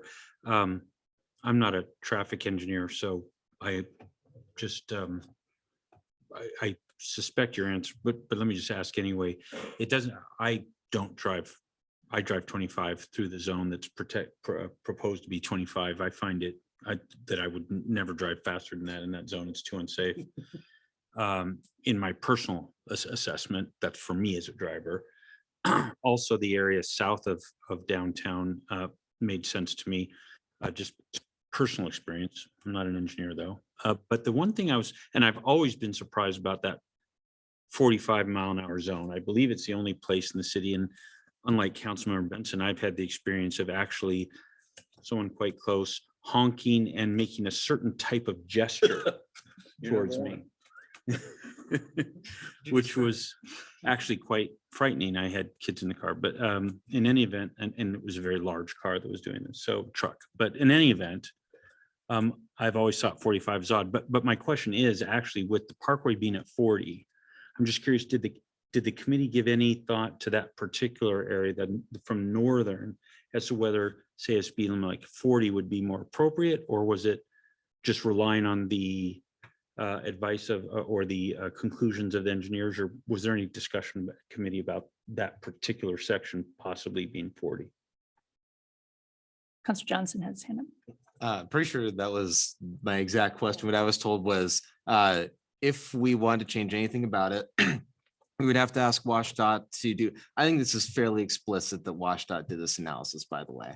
So this is coming from the state, that they would have to go back and do another analysis again, and we would just have to see if they come to a different conclusion. If they didn't, then we wouldn't be able to go with anything other than what was being proposed. That we cannot say, hey, we actually think that it should be something different because it's a state route. That this analysis is telling us what we're allowed to do. We could ask them to do another analysis, but that's not going to change. That's not likely to change anything. But I want the same thing that you're asking for, but that's just not an option, is my understanding. And I just want to mention one other thing is, I don't care how long the speed limit has been posted at 30 miles an hour. It is not safe to drive through downtown at 30 miles an hour, period, the end. I would have actually probably preferred to be 20 if it were up to me, not even 25. But that is a really good example of a stretch of street that is designed for the speed that we want people to go. Yes, you're always going to get someone who's going to tear through an area at whatever speed. They'll go 50 through there or whatever, and we all know it's not safe. But the vast majority of people go a safe speed because of how well that particular section of street on 202 through downtown is crafted. So anyway, yeah, I don't mind us talking about it further in committee, but I don't see what's going to be different. They're going to say, yeah, this is a study from WashDOT. These are the numbers. Do we want the speed limits to be this high, or do we want them to be lower? Councilor Benson? Yeah, I think the only point that I differ with you on is that I think we could set the speeds differently, but if we did that, we'd be going against a WashDOT study, and then it'd just be our feelings that it should be 40 instead of the recommended speed. Yeah, you can set it. Yeah, can I ask staff? just Councilor to Johnson, clarify? yeah. Thanks. Are we allowed to change these numbers, or would we need to go back to the state and get a second study? Because that was my understanding from committee. Thank you. So I will always encourage my council to listen to a traffic engineer when it comes time to place a stop sign, place a traffic control device. These aren't yellow signs. These are black and white signs, speed limit signs. Those are regulatory. They're going to wind up in court. At some point, that action is going to wind up in court. And when Perry's guys are standing in front of the judge and they say, okay, where'd this speed limit come from? You want the answer to be, well, there was this study that did this and the 85th percentile was this. And so they sent it here. You do not want it that the majority of the Snoqualmie City Council wanted the speed limit X, because that takes you into other stuff. We then become liable. Exactly. That's the other half of it, is you are accepting a little more of the liability at that point. These are very regulatory realms. It's my guess, I don't know this for a fact, it's my guess that we take the action first because the state is a higher agency than the city is. So the state is waiting on the council to act prior to the traffic engineer for the state to signing off on it. That's a guess. That's the way it works where I'm from. But I can figure that out before the next committee meeting. We do have city, thank you, City Attorney Sturbank, and then the engineer is actually on line 2. Thank you, Mayor. The statute that covers city streets that are part of state highways, so 4724-020, that expressly states that any city regulation related to speed and a number of other topics cannot be effective if it's different than state law unless it is approved by the department. And the small d department reference in that statute is defined as WashDOT, the Department of Transportation. So it is the department that whose work is at issue here. And I do have a copy of the speed study that I can share online. I'm going to guess that the engineer who also has his hand up is ready to share the same document if council would like to see it. We could stated February 2022. There was a speed study. I don't know if that's the same document that's in the packet, but I've got it handy if anyone would like to see it. Thank you. Does anyone want to see it? Councilor Lasay? So I think I can reiterate to my council members, I'm not opposed to this. I'm asking for just clear documentation that what was provided as a study by the state traffic engineer with the recommendations coming from the state traffic engineer. If that's provided at the next meeting, great. We'll probably get unanimous approval, but we need to have that as a background. Councilor Holloway, and then Councilor Johnson. With a proviso clarification on requirements. I heard city attorney just tell us WashDOT has to approve this. So Bob, I'd like the discussion in next Public Works, WashDOT or state traffic engineer. I'm sure that man's probably pretty busy enough to not to worry about our little speed limits. But let's find out what the exact ordinance is and we'll bring that back, as well as if there's additional WashDOT analysis to go with this, we will attach it and bring it here in 2 weeks. Anyone? Okay. All right. Any other discussion? All right. Moving on. Thank you. Next Mayor, item. Mayor, excuse me, sorry, before we I'm sorry, move I on, thought you forgot to it put was your hand moving up. quickly. I was trying to make sure that I had the reference that Councilmember Lasay cited in his opening comments. I didn't get it written down. If he could repeat that, please, so that we can have all the information that the council just requested. It's the information that is in both the ordinance summary and in the report that says it's referencing RCW 46.61.400. All right, thank you. All right. Okay, so moving on. The next item is AB 22-100, school impact fees for 2023. This Gin bill covers ordinance 1266, adopting Snoqualmie Valley School District school impact fees for 2023. Mayor Pro Tem Mayhew, do you want to read the summary and motions to be the second reading? Do I need to reread the introduction or just the motion? Since I gave a brief overview, you can read the motion if you like. Okay. Go ahead and scroll down. Oh, there we go. Move to adopt ordinance 1266, adopting Snoqualmie Valley School District school impact fees for 2023. Second. So it's moved by Mayor Pro Tem Mayhew and second by Councilor Holloway to approve the AB 22-100.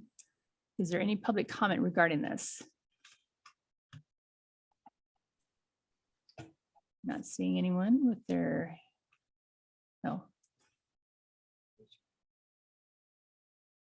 The attorney, are you commenting on this or? Maybe so. No, excuse me, Mayor, I neglected to lower my hand there. Thank you. All right. Seeing no public comment, we do have Ryan Stokes, Mr. Snoqualmie Valley School District joining us tonight. If you have any questions regarding these impact fees or the capital facilities plan. So starting off with councilors, any discussion or questions? Councilor Watton. Thank you, Mayor. This question is for Mr. Stokes and it relates to multifamily housing impact fees. And under the proposal that's been approved in the past, my question is this. Mr. Stokes, I didn't recognize you with your beard. You look sharp. Might be getting ready for Halloween. So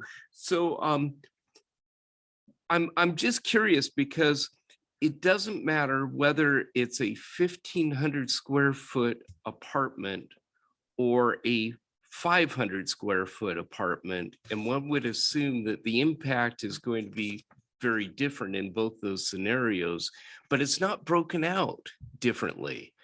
And as you know, many of your first and second year teachers kind of fall in that 60 to 80% AMI. And it makes it very difficult to have teachers that work in the valley and live in the valley. And arguably the school impact fees, part of the total impact fees is something that we have a little bit of lever. We're depending on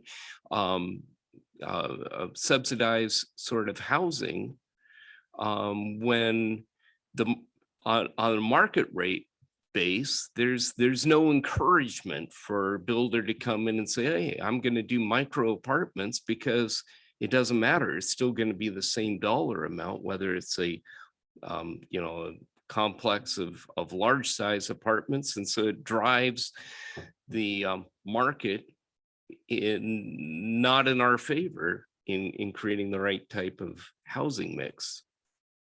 I could speak a little bit to that, and then probably your legal counsel might have some input on that as well.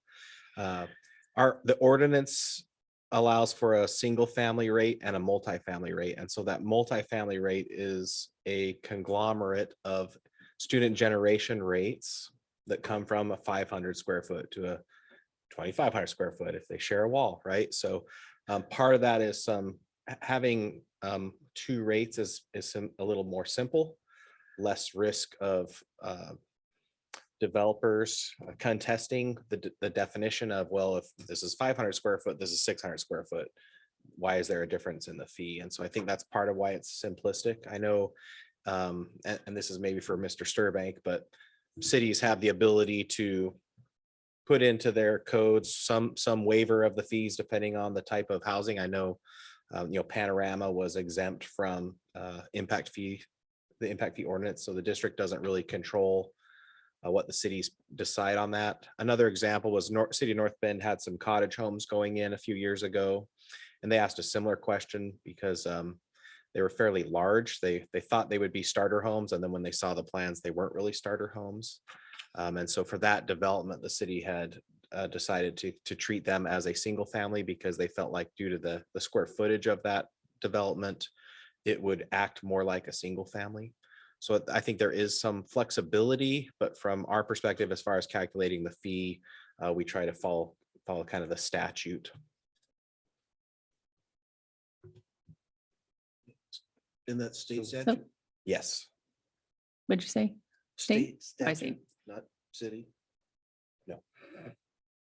So it sounds like, but there is flexibility if there were affordable housing going in as 500 square foot, there's flexibility there in potentially changing the code. Oh, okay.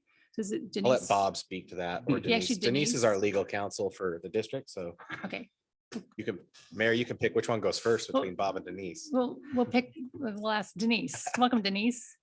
Thank you very much for having me. Denise DeFarm with Pacifica Law Group, and I am, as Ryan noted, legal counsel for the district. Not wanting to cut off Mr. Sturbank, but what I will just add to what Ryan noted is in your code, in addition to exemptions for affordable housing, and there are certain parameters that a developer must show to take advantage of that exemption. There's also an exemption for circumstances where a developer provides studies or data to suggest that a particular factor in the calculation would not apply to their particular development. And I think something like micro housing, certainly in other jurisdictions, that provision, which is required by state law, has been used for purposes of providing a different fee to apply to a development of that nature. So I just wanted to point those two out and then just reiterate Ryan's comment about the student generation rate being based on all multifamily housing. And so that in many cases, it takes into effect those variations in square footage size. And it makes a one size fits all fee across the multifamily spectrum. Thank you. Councilor, do we have any further questions or discussion regarding impact fees? Councilor Vincent. So just to clarify what Councilmember Watton is talking about, there are carve outs already in the code that would allow for those kinds of considerations. Like if somebody wanted to put in a bunch of micro housing, that they could access those carve outs. Denise or Bob, do you guys want to take that? Mayor, if I may, yeah, the answer is yes. Those exceptions exist in the city's code. They are the ones that are mandated by state statute, and they would be available to an applicant seeking to build micro housing, depending on how it was priced, of course. But if it met the criteria for low-income housing, that exemption could be sought. Or, as Ms. Stiffarm was pointing out, there is that requirement in state law that the city have a process and an exemption for providing a study to show that an application is different and deserves different treatment than would otherwise be required by the code, and the city has that exemption as well.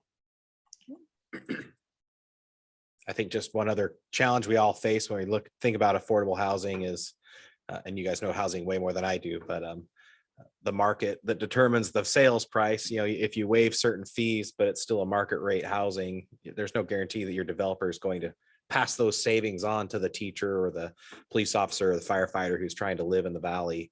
And I think that's a challenge that all jurisdictions struggle with, as far as, you know, how to reduce costs of construction in a way that is meaningful to help, you know, the starter homes and the families moving in to start in the valley. And that's a challenge that we've been working with and trying to figure out for a number of years. It's hard in a market rate environment to do that, especially here in King County. Mayor Pro Tem Mayhew. Yeah, I just want to make sure I understood what was said. And so I don't know if this is a question for Mr. Sturbank or Ms. Stiffarm. There was a reference to, so I thought I heard three things: an existing Snoqualmie code provision that allows for a waiver for affordable housing. I thought I heard a second thing, which was existing Snoqualmie code that allows for a developer to bring, can't remember the exact wording, but basically supporting evidence in their situation that would then allow for them to receive a waiver for that project. And then I thought I heard a third thing, which was if a micro house, sort of micro housing sort of building went up, that, and here's where my question is, that a waiver could be granted. I just wasn't clear. A waiver would be granted in that case by the city or by the school district. I just wasn't clear on that point. So just wanted clarity, and correct me if any of my three things were actually misheard. City Attorney Sturbank. Okay. Sure. So it's the city, because the city has the impact fee requirements. If the council adopts the ordinance, it's the city who administers that and applies it to a particular development proposal. So in turn, it's the city that would make the decision on whether an application qualified for a low-income housing exemption or special circumstances based on a report submitted by the applicant. All right, so we're already in a position to make that or those sorts of determinations were they to come up in the future. We're already in position to deal with that. And so we can do that if and when that's warranted. That's correct. Thank you. Great. Any other questions? Comments? Thank you, Mr. Stokes. Right, so I guess all those in favor of approving the school impact fees, say aye. Aye. Any opposed, nay? So it passes unanimously. AB 22-100 for the school impact fees. So moving on, so council, we do have the facilities plan also as part of tonight. Do you want to do that now in case you have any questions for Mr. Stokes? Mayor Pro Tem Mayhew. Move to take that matter up immediately. Second. So moved by Mayor Pro Tem Mayhew, second by Councilmember Holloway to move the facilities plan, which is AB 22-099, adoption of Snoqualmie Valley School District Capital Facilities Plan. Mayor Pro Tem Mayhew, do you want to read in the? Point of order, Mayor. I think we have to vote to. move You're right there. up first. All those in favor, say aye. Aye. Any opposed, nay? All right, so now we're moving it. Thank you. So next is the Mayor Pro Tem Mayhew, you want to read in the summary and motion for the capital facilities plan. The city collects school impact fees on behalf of the Snoqualmie Valley School District number 410. The district's capital facilities plan is the basis for the school impact fee and contains the details of how the fee is calculated. The district updates its capital facilities plan on an annual basis. The city's comprehensive plan provides that the update of the district's capital facilities plan be approved by the city council by resolution. The updated school impact fees are adopted separately by ordinance. Move to adopt resolution 1625, adopting the Snoqualmie Valley School District Capital Facilities Plan for 2022 to 2027. Second. Moved by Mayor Pro Tem Mayhew, second by Councilor Watton to adopt the Snoqualmie Valley School District Capital Facilities Plan. Is there any public comment regarding this item? Not seeing anyone in the chambers raising their hand. And not anyone online. Okay, so council, do you have any discussion? Comments, questions? Okay, not seeing any. All those in favor to approve, say aye. Aye. Any opposed, nay? All right, it passes unanimously. So thank you, Mr. Stokes, for joining us tonight. And we are moving on to the next item, which is reports. Is there a Public Safety Committee report? Mayor, Councilor Lissay? we skipped Parks and Public Works Committee items, didn't we? Nope, not yet. Oh, We're at the I top gotta of- scroll further. Yep, We are we're at up the there. top of public safety. So I'm public sorry. safety, No report at this time. all right. Community development, first committee report is Community Development Committee, Affordable Housing Committee discussion. I will turn this over to Chair of Community Development Council Committee, Johnson. Right, thank you. And momentarily, I'll be handing this over to Mayor Pro Tem because in the Community Development Committee, we discussed the option that we honestly floated all the way back at our retreat at the beginning of the year of forming a special committee of the council to discuss affordable housing and come up with some proposals for things that we could do that would be fairly concrete, ideally. We are now at a point where we may be ready to move forward with that proposal. And because this would be an action of creating a new committee, it'd be more appropriate for the Mayor Pro Tem, who is responsible for those kinds of actions, to kind of direct us in that direction or not. Mayor Pro Tem Mayhew. Yeah, so the discussion at the Community Development Committee, just to reiterate what Councilmember Johnson just said, was that this is something we've all talked about as being a very high priority for us. And the thought was, while the Community Development Committee has that as part of its area of responsibility, has other things as well. And maybe it's time to really focus in on just affordable housing. So maybe an ad hoc committee that would just focus on that would be the best way to try and move that forward. And so the recommendation, I think, that's coming from Community Development Committee is, let's do that. Let's appoint that committee. So that would just be an ad hoc committee. I do think, so I think what we're looking for tonight is the sense of the council. Is that something we want to go forward with? And if so, then we'll just look to, which committee members would be interested in serving on that.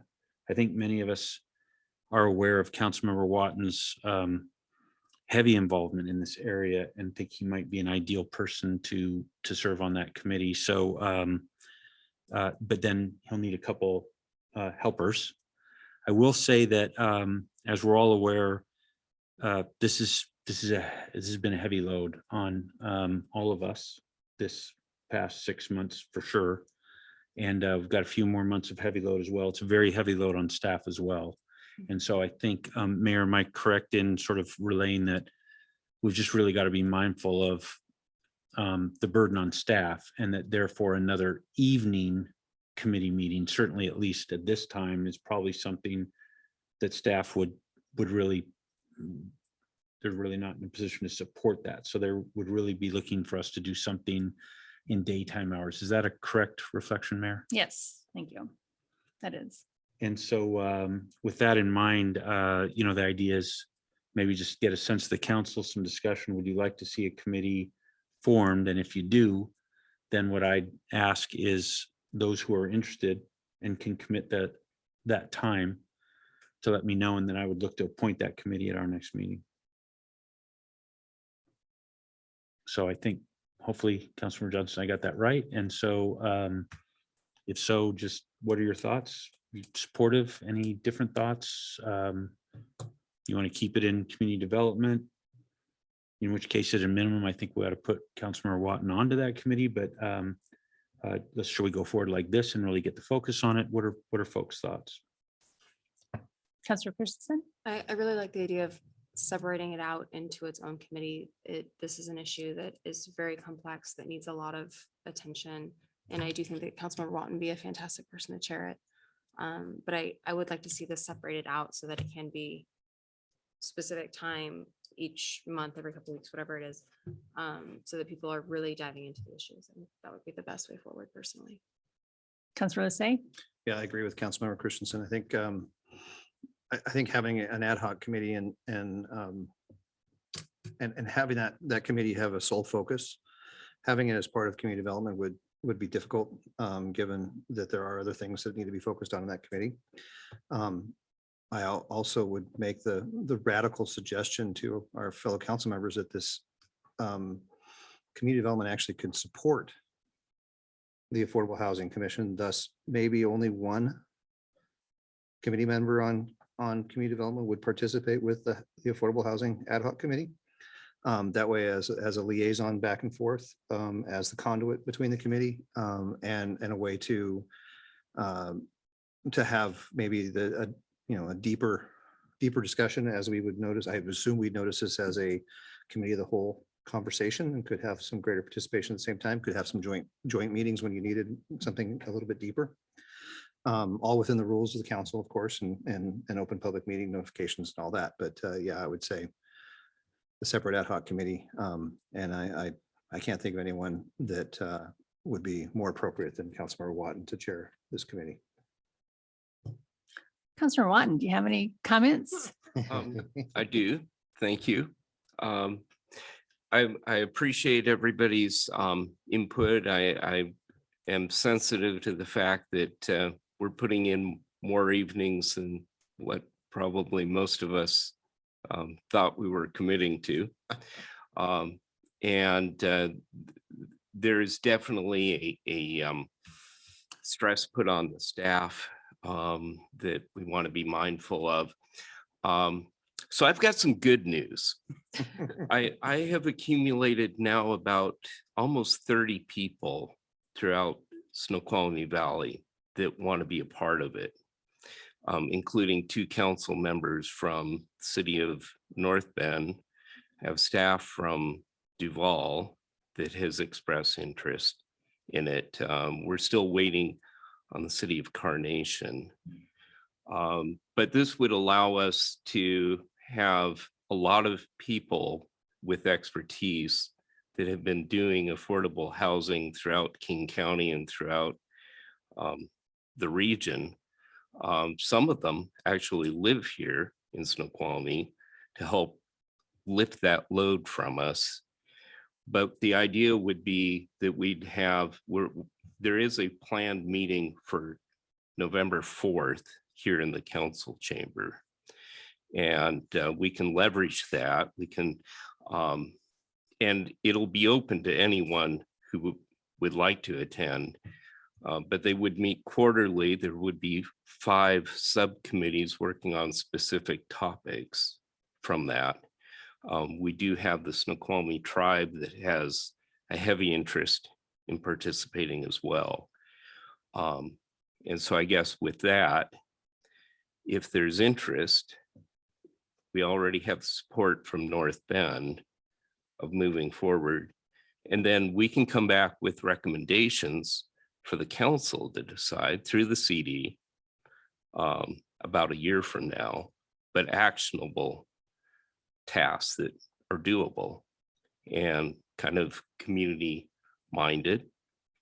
But there's a lot of concerns. I think that we've seen what's worked in the past and what the concerns are. And one of those is public safety. It's making sure that our communities are safe.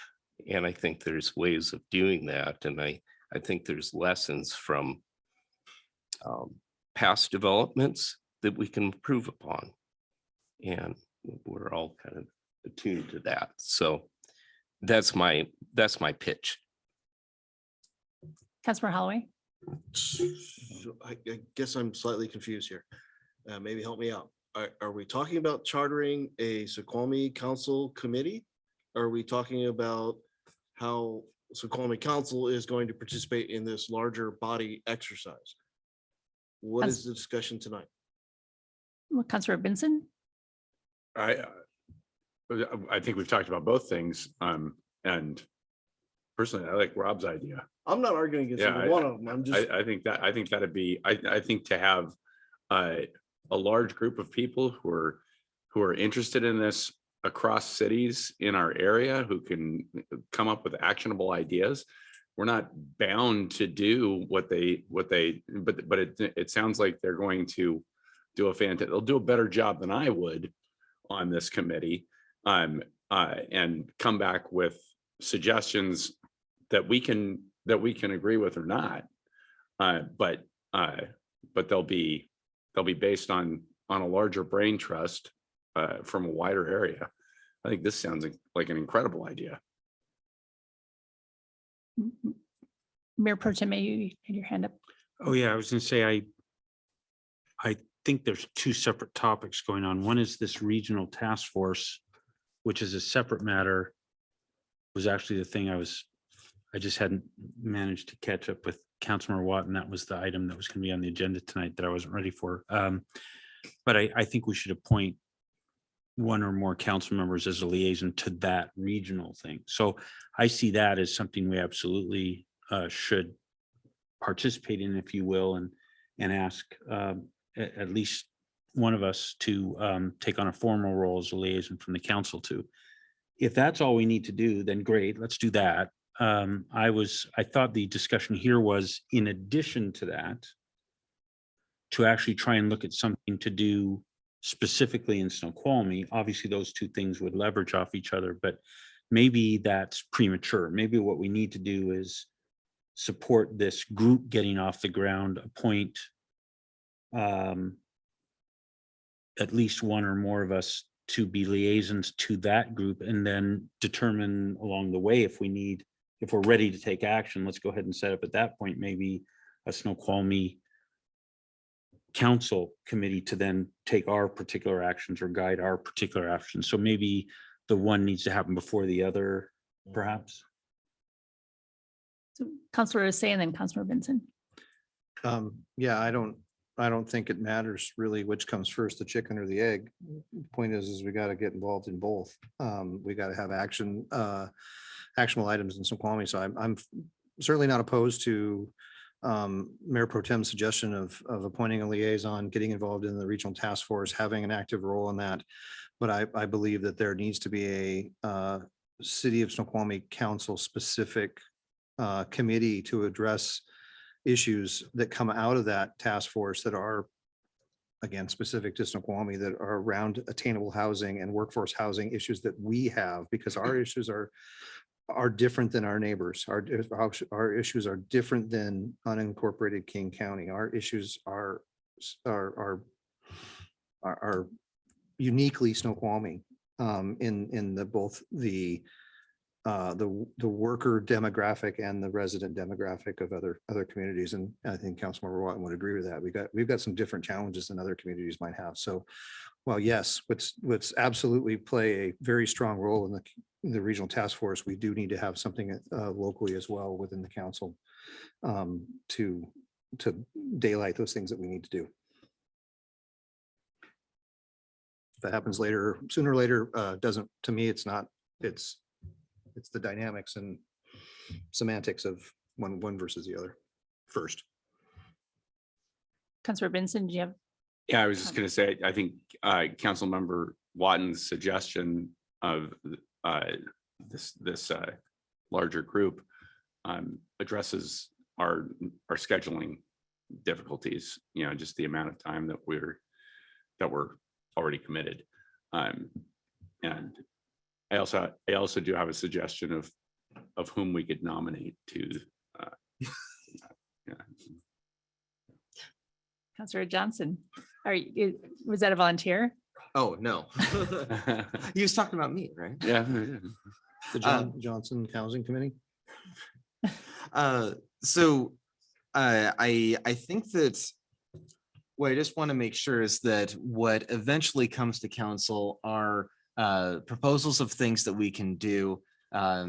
We can certainly support wider Snoqualmie Valley initiatives as needed, but that we're also supporting the people who live here and their needs as well. So if that means that this task force comes up with proposals for each city on what they can do, fine.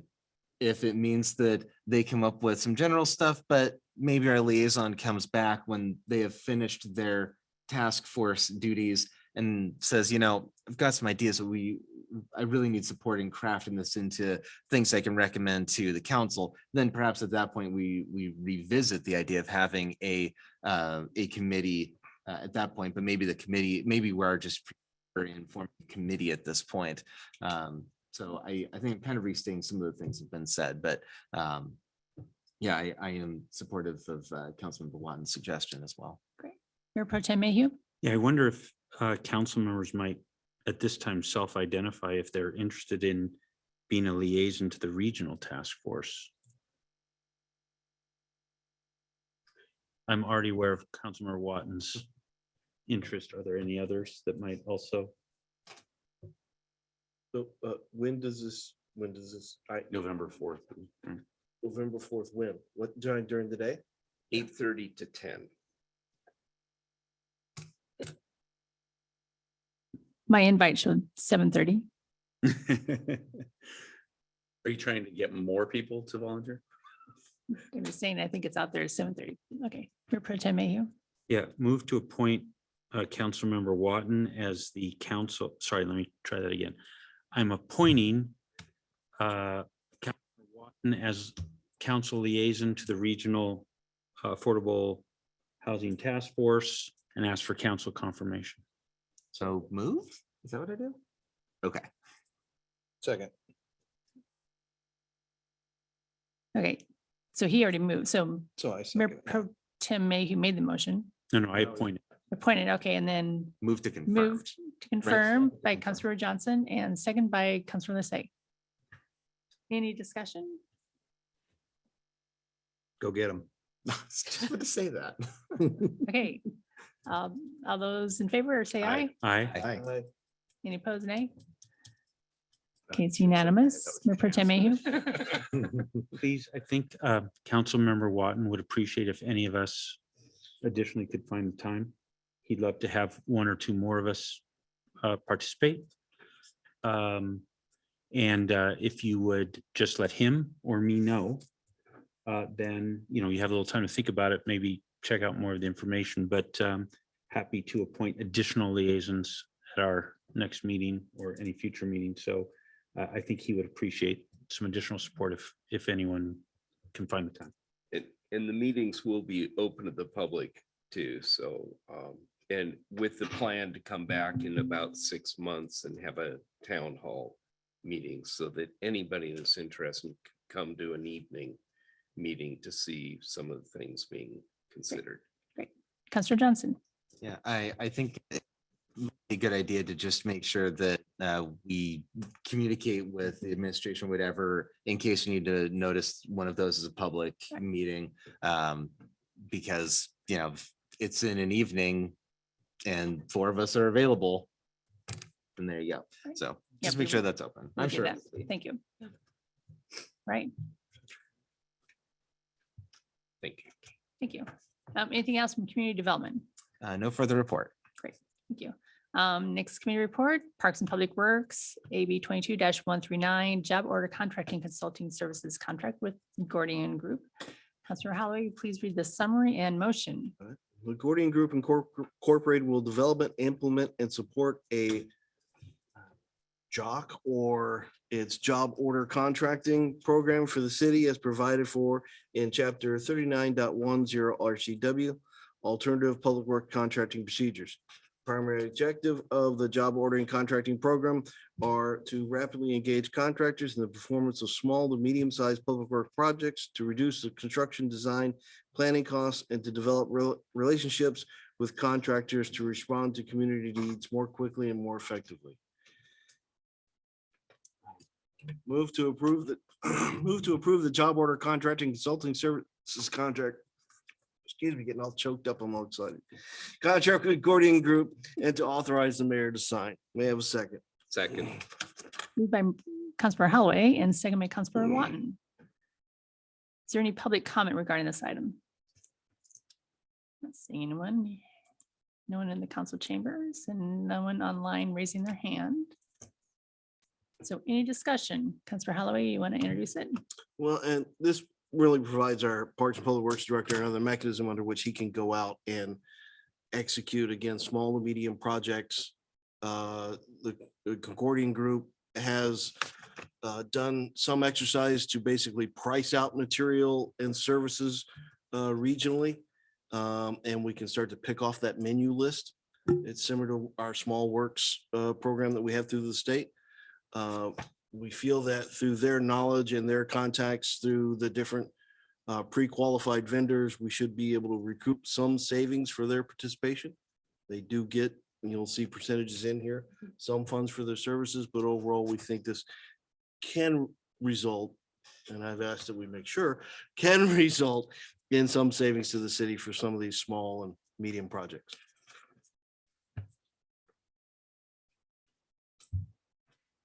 Any discussion? Councilor Watton? I'm kind of curious to know, what are some of the typical projects that would fall under this? I bet you know. Johnson Falls. That's a little big. Several projects that I used it on very recently, when the car went in the ravine, took out the fence on the parkway. That's a chalk project, get that fixed very quickly. Took us 45 days to get it fixed, going through the processes that we have now. And that could have been about a week. And it was a safety hazard. You know, we had that temporary mess up there for quite a while. Another example of a large chalk project would be the rear stairs to City Hall. When we went through our process, it took months, and then we put it out for bid and we got 0 bids. So we're looking for every tool we got in the, so that our tool belt is full, so we can go tackle these projects in a timely manner. Counselor Benson. Yeah, the explanation and the presentation that we got on this really seemed like it was gonna just immediately increase the capacity to get these smaller projects done without us having to go out and hire a bunch of new workers to do them, and without impacting the effectiveness of our parks and public works crews. So it really seems like a no-brainer. It sounds like the fees that they charge are made up for in the savings that they can provide through their, their regional pricing and all that sort of thing. So this seems like a really excellent way to increase the efficiency of our parks and public works, just because they can, these other jobs can be taken off their plate. Any other comments? All right, seeing none. All those in favor say aye. Aye. Any opposed, nay? Motion passes unanimously. Moving on to next committee report, Parks Public Works, AB 22-144, temporary license agreement with Gerard Resources and Recycling. Councilor Holloway, would you please read the summary and motion? Would approve a temporary license agreement between the city of Snoqualmie and Gerard Resources Recycling. Gerard. The agreement would authorize Gerard to make certain improvements to a portion of the property leased by Gerard adjacent to the city's wastewater treatment plant and to discharge stormwater from a leased property to stormwater detention ponds located east of the wastewater treatment plant. Scroll down. Move to approve the temporary revocable license agreement with Gerard Resources and Recycling LLC and to authorize the mayor to sign. May I have a second? Second. Moved by Councilor Holloway, second by Councilor Johnson. Is there any public comment regarding this item? Not seeing anyone raise their hand online, nor in City Hall. Councilor, is there any discussion? Councilor Holloway. This just, we expect the lease over property for Gerard is going to come up here shortly. We do want to make available to them storm retention ponds for stormwater retainment and treatment on site there. So as a result of that, we're doing this just little temporary lease agreement to include those stormwater ponds, allow them to make facilities to get the runoff to those ponds, and then we will negotiate the overall lease to include those moving forward. That's pretty well the action. Any comments? Bob's got his hand up. I said something wrong. City Attorney. Thank you, Mayor. And no, Councilmember Holloway said it exactly correctly. I just wanted to let the council know that I think the drawing that was in the agenda packet originally, it is being refined. The proper legend added, some of those references. There is still a legal description to be added. And so with the committee chair's permission, I would just ask that the motion be modified to reflect approve in substantially the form as, or if you want to say in the form approved by the city attorney. This is a project, I think, as I explained to the committee, is also, we're getting expert outside counsel assistance on this. And so I would just like to be able to match up those final revisions and have that be the document that the mayor can approve. And time is of the essence on this because of related pending litigation. So, Bob, you know how I love to do amendments after the fact. But given what your statement, can you repeat the motion you would like made? Just that when that the motion be to approve the temporary license agreement, substantially the form included in the packet, and then authorize the mayor to sign. Okay. Move to modify the motion as stated. Point of order. Councilor Lissay. I don't think we can actually What's get your away with point? that. I think the council has to state the motion. It can't, I don't think it can be read in by the city attorney and then agreed to. I'm sorry. I think we have to say it. I think it's on record, though. Is that city attorney? It's the council's pleasure, Mayor. The council has done it both ways, I think, in the past. I can also very quickly send No, the movement. Move to modify the motion to approve the lease agreement as stated with modifications and clarifications by city attorney at a later date. May I have a second? Second. It's moved by Councilor Holloway and second by, I think, Councilor Christensen. To amend the motion as stated by Councilor Holloway and also City Attorney Sturbank. Any discussion? Okay, voting on the amendment. All those in favor say aye. Aye. Any opposed, nay? Right, amendment passes. And the overall motion, all those in favor say aye. Aye. Any opposed? All right, the motion passes for AB 22-144 temporary license agreement with Gerard Resources and Recycling. Next item, well, anything else for Parks and Public Works? No, Chair, thank you. Okay. Next committee report is Finance Administration Committee AB 22-074 Financial Management Policy, Council deliberations. Councilor Ray, you want to read the summary? A point of information, Mayor, I Point. thought, did you want us to pass this tonight? Because I'm ready to make that motion, or would you prefer to wait till the next council meeting? I think we would be happy to pass it. We can cross off the additional deliberations for next meeting. Unless you want a robust conversation tonight. We'd be happy to have you pass that. It would be ideal for us to bring a resolution in order for you to do that. We did have the final redlined version. Wanted to provide that to council so that you had adequate time for study of what was proposed. But my recommendation would be for staff to bring back a resolution for council to consider at their next meeting.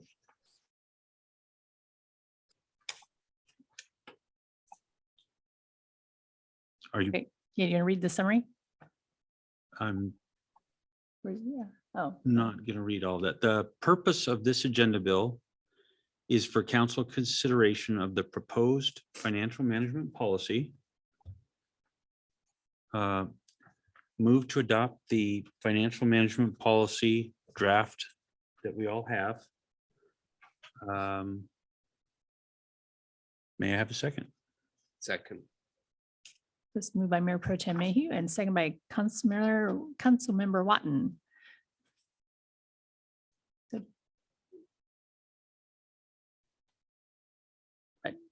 Okay, is there any public comment regarding these items? Is like ready to vote? Any public comment?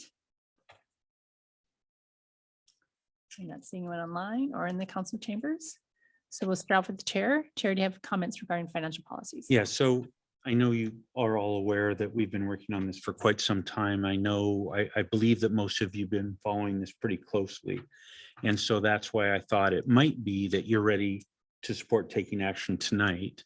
And so that's why I made the motion that I did. If in fact, any of you would prefer to wait, of course, you just heard Finance Director say that that's fine with them. But my thought was, I thought perhaps we might be ready to adopt it, in which case let's just get on with it. And so that's why I made that motion. I believe that the committee has been through this and through the revisions. It's been quite a process, as you're all aware.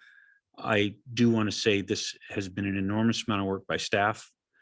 I think they've just done a fantastic job with some. This is a cleanup that we've been talking about doing the whole time I've been on the council. To finally have gotten to that, I think is fantastic.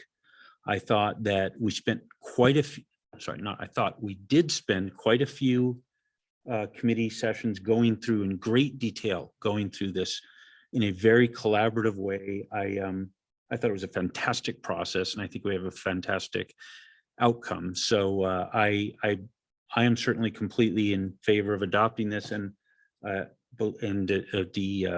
council, the committee was unanimous in recommending its adoption. Thank you. Councilor Benson? Yeah, I would just say that F&A meetings that I sat in on just to listen to, it was very clear that they're going over this with a fine tooth comb, and the back and forth with staff was excellent. It seemed like a real team effort, and I'm totally comfortable with the decisions that you guys made. I don't think they were made half-handedly. Councilor Lissay. I too am supportive of the financial management policy. I've been following along and unfortunately didn't receive this document. It looks like it came in an email at 4:59 today. Haven't even turned a page on it yet. I'm not comfortable in voting on something that I haven't looked at, even though there may be only minor revisions to what was in there previously. I feel my obligation to the city of Snoqualmie is to review this before I vote. So if this goes forward, I will be voting no until I've had a chance to read it. So I encourage council members, let's just let it go to the next meeting, and we can approve it quickly and move on. Councilor Watton. I want to commend the finance department under the leadership of Ms. Ferguson and Mr. Boutte. I know that you put in a lot of work into this document, and it cleans up a lot of omissions that we've had in the policy in the past. It makes it easier for when the state audit occurs, that you can point to one single document. It makes it very transparent for us as the council, and I'm in full support of approving it tonight. Councilor Holloway. Move to postpone consideration until next council meeting. Second.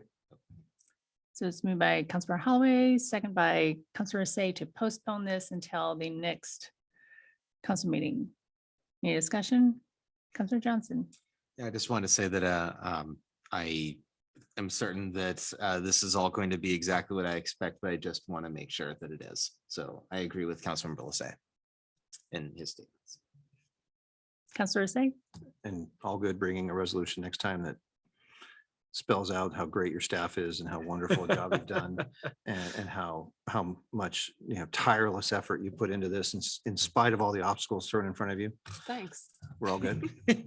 We'll document that. Okay, good. I want to make sure that was on the record. I'm only kidding. Okay, so all's in favor of postponing it till next council meeting? Say Aye. aye. Aye.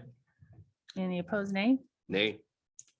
Okay, so we had six approving, one opposed, with Councilor Watton opposing. So I too will just state you did a fantastic job on the financial policies, and these have been updated for over a decade. I mean, I looked through and some actually date back to like 1990s. And so this is significant for the city to have updated financial policies, and it's also reflected in our biennial budget they've been working on. So thank you. Thank you. Nice job.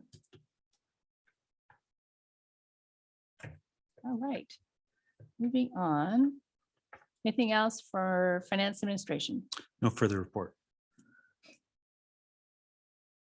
Next item, committee of the whole, Councilmember Christensen will lead us in a discussion about city's legislative priorities. We should have a document to put up there. You've lost yours.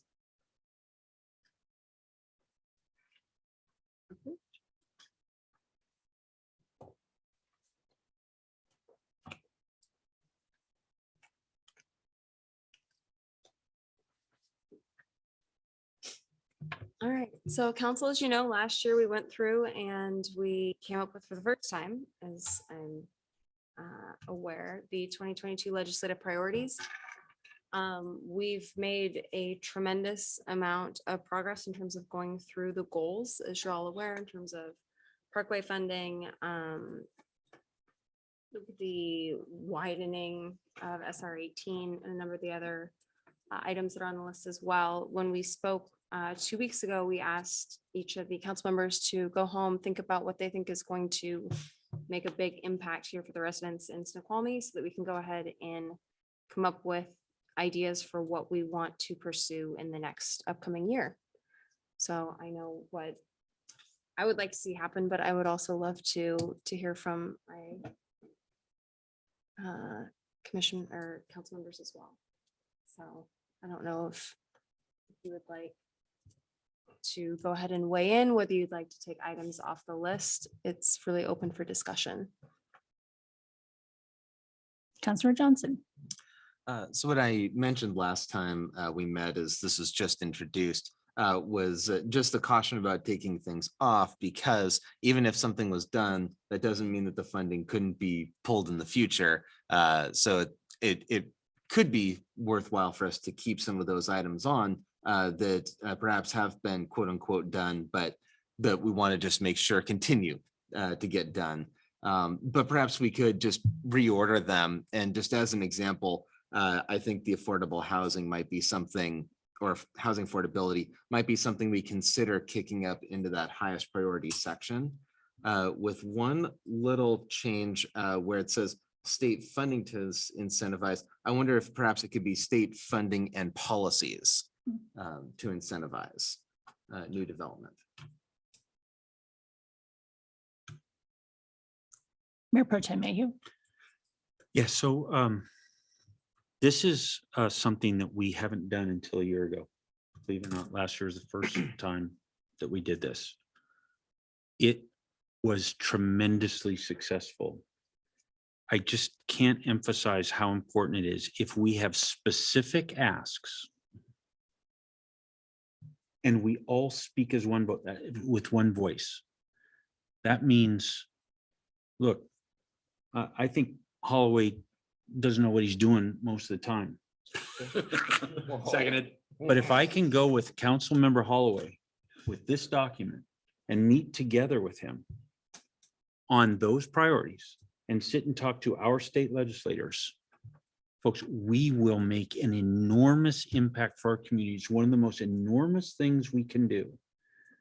We spoke with one voice on the Parkway request, and we received a $5 million appropriation, not grant, appropriation from the state legislature.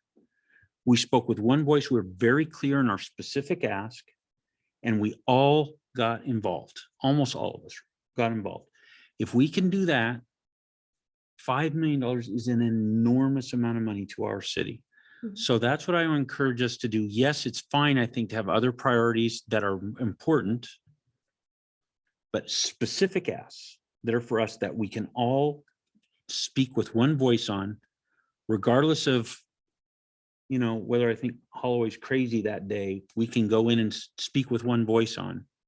We will make a difference. So I would encourage us to have our highest priority be 1 or 2 items, be specific, and then have other priorities also. But if we can speak like that, I think we can make some pretty important things happen. And frankly, maybe the biggest impact you can have as a council member is doing that more than anything else we do. Oh, and by the way, I think it's that second item up there becomes our highest priority. It was one of our 2. The other one got knocked off. I think Councilmember Johnson was right. Leave that on as other priorities, but I think we speak with highest priority. I think that's our guy. Councilor Say, and then Holloway, and then Christensen. I agree with, Councilmember Johnson and almost everything Councilmember Mayhew said, because until that paint is dry on the restriping of the parkway, I do not want that to leave the top of the list. Okay. There's nothing that says the state can't, they made the appropriation, but have we seen the funds? Nope. It should stay at the very top of the list and never leave that until that paint's dry on the parkway. And taking housing affordability, I don't think whether it's 2 items or 3 items at the top, I think housing affordability needs to be up there. We need to speak with a strong voice. We're doing that by having participation in the regional task force. We're going to do that by having a council meeting. We need to do that individually with those that we have influence on. So I support the idea of saying state funding and policy to incentivize new development and having that be one of our highest priorities, and just have that choose a position for it. I'm fine with wherever it is, as long as Snoqualmie Parkway stays at the top, because until that happens, it didn't happen. Exactly. So Councilor Holloway. 2 things. 1, next time I'm up for election, point my opponent to this meeting. 2, I have same. I can't I have an issue of prioritizing a pool over roof over people's head. I don't know if you're accepting motion, but I do support and move that affordable housing come up as part of the highest priorities. So we had Councillor Christensen was next. Going in line with what my fellow council members have said, I do agree with that as well. I would like to see some items added as well. In terms of public safety, we've been hearing from our police chief as well as a number of other members in law enforcement at recent meetings, as well as over the past year, how important it is that there are legislative changes that are being made in response to Blake as well as vehicle pursuits. And I'd like to talk with the chief about what specific language will be helpful, because we do need to make sure that we are devoting our attention to addressing public safety and giving the police officers here the tools that they need. And we need to be making sure that we're on the horn with our representatives there as well. So I want to see those items added as well, because I do think they're really important.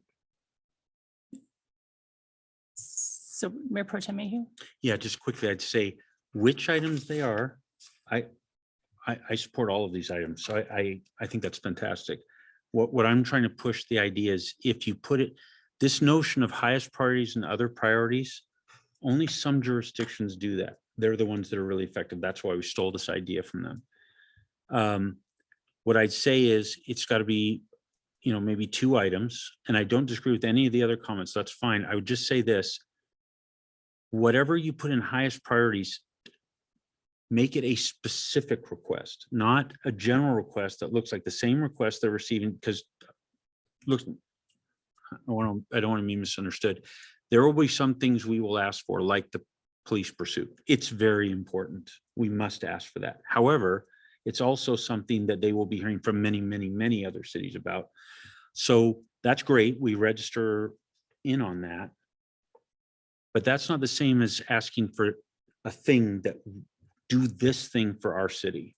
So if we want to ask, for example, for affordable housing, I'd say ask for a specific thing. We need some relief on X so that we can cause a project to happen, or like, let's ask for a specific thing for our city, because we get a shot at that in the highest priorities. We don't get 5 shots, but we do get a couple shots. But be specific, or you've wasted your arrow. Councillor Watton. So in regards to the Snoqualmie Parkway and SR 18, is it needs to include preservation of funding for both those, because there's a lot of pressure to take the gas tax away. And if they did that, that will jeopardize both those projects.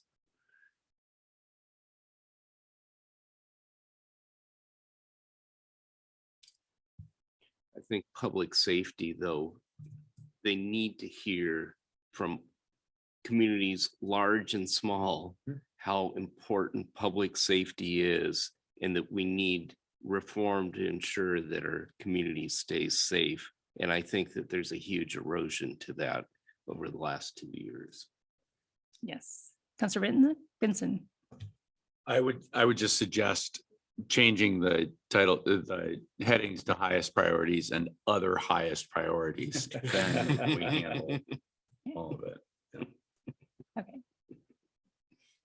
I think we have a good start. Mayor Pro Tem Mayhew. Yeah, I was just in support of that notion on, for example, specifically the police pursuit matter.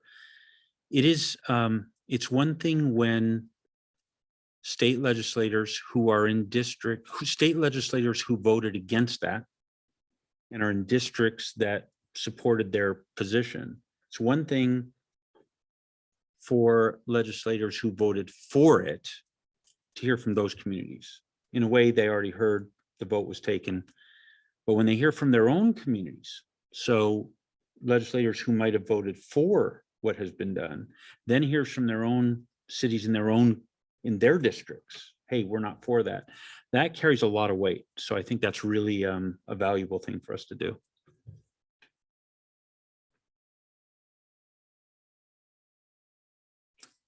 Any other comments for this evening? guess maybe send your suggestions to Councilmember Christensen so she can add it to the legislative priorities. And maybe review it again at the next council meeting. Thank you. Great, thanks. Okay, so next item is actually mayor's report. Okay.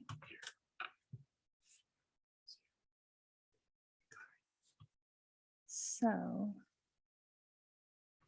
Okay, so in celebration of Indigenous Peoples' Day, the city of Snoqualmie honors and recognizes the history and legacy of Indigenous people across our country, including that of the Snoqualmie Indian tribe, whose stewardship of Snoqualmie Valley lands can be seen and felt from Snoqualmie Pass to the lower valley.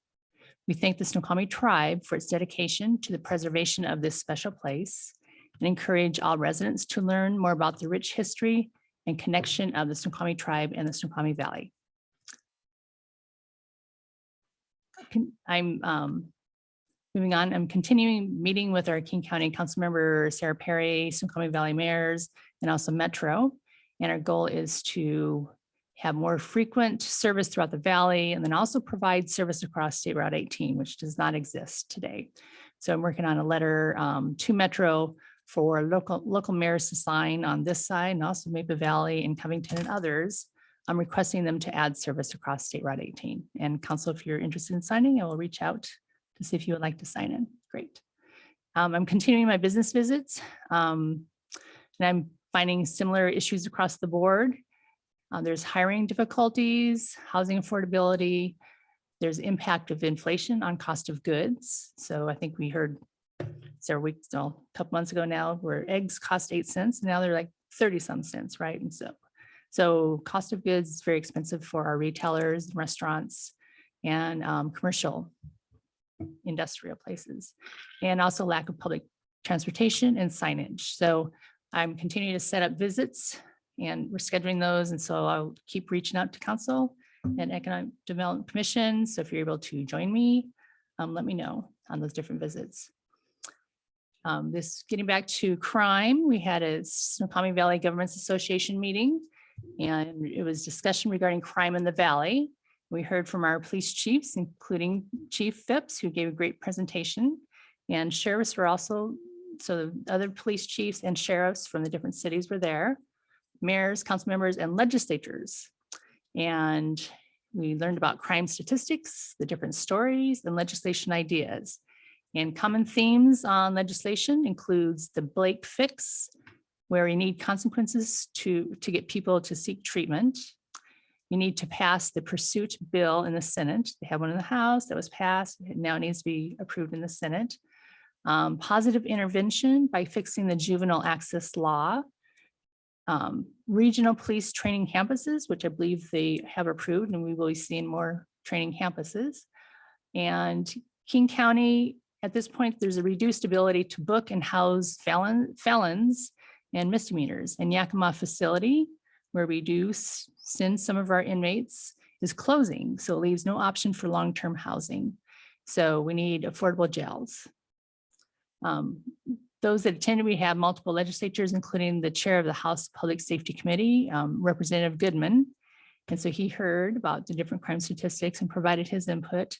And then in a couple of weeks, I'm actually meeting with Senator Moncadingra, who's the chair, Senate Law and Justice Committee, to discuss crime and legislation, what came out of that meeting. So overall, our comments were that legislatures need to prioritize public safety and provide funding.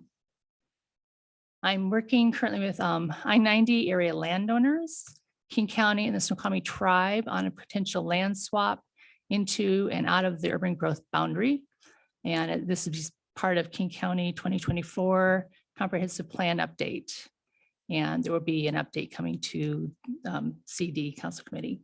So we'll show you the information, give you more deep information about it.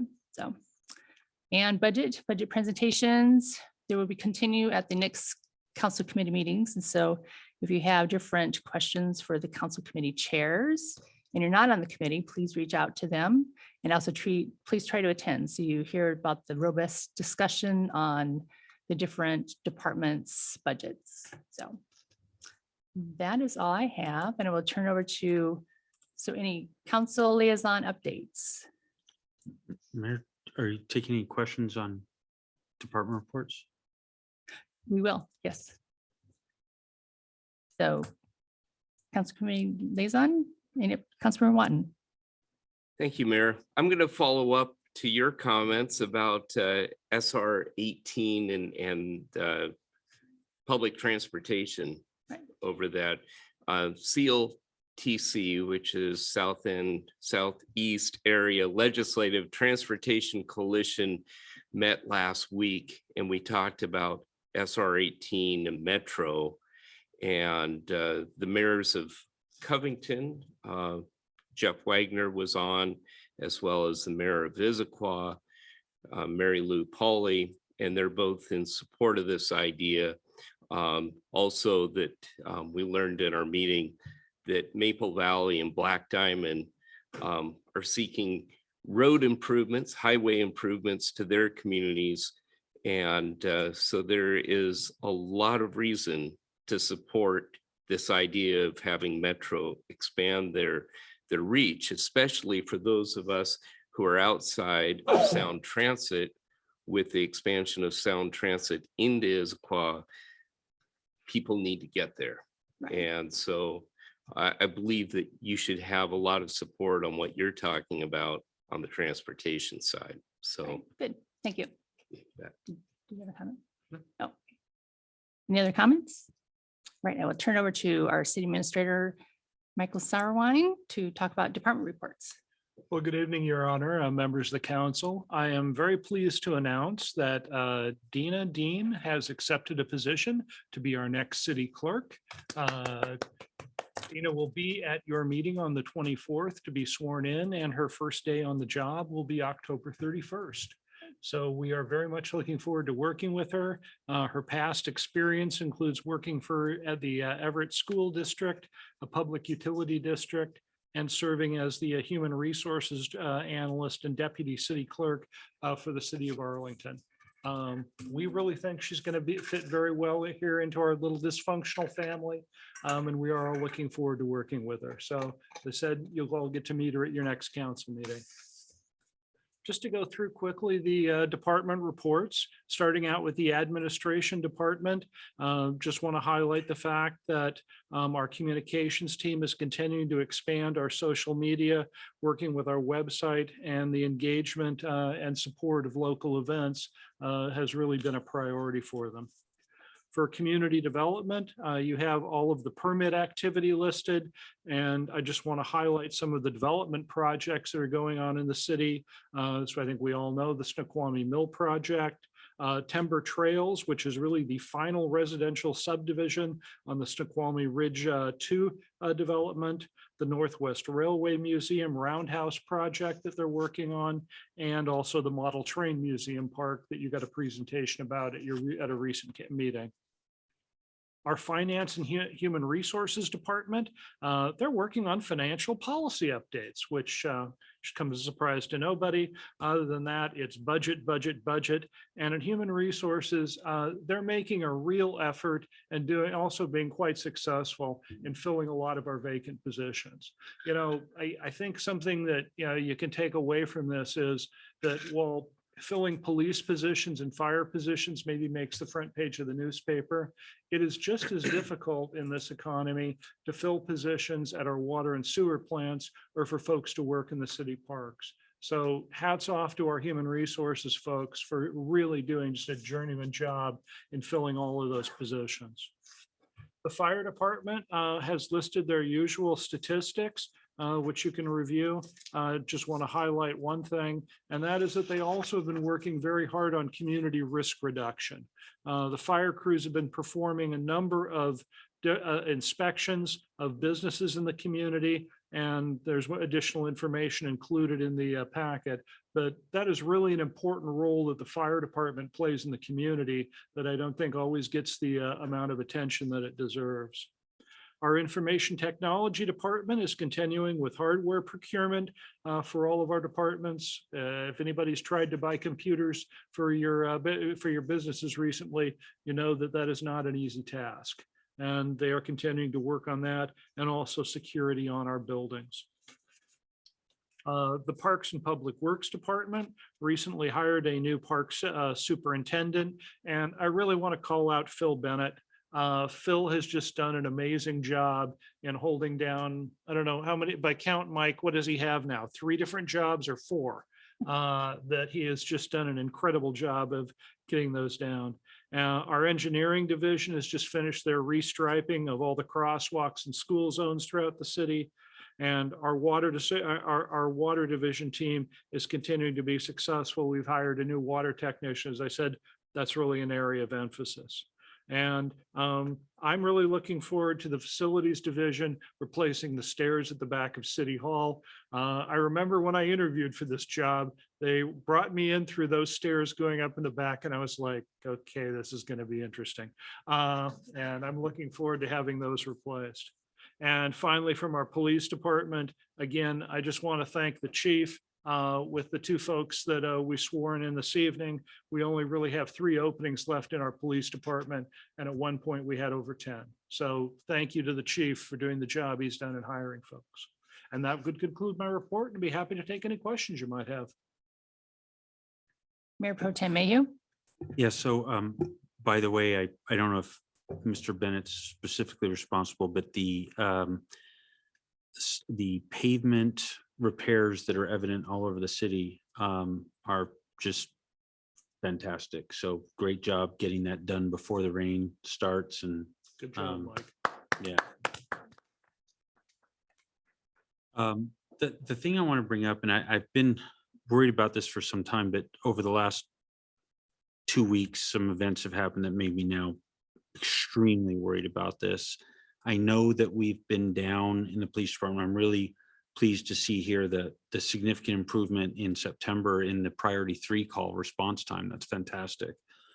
I know you're fighting, the thefts are up, the vehicle prowls are up.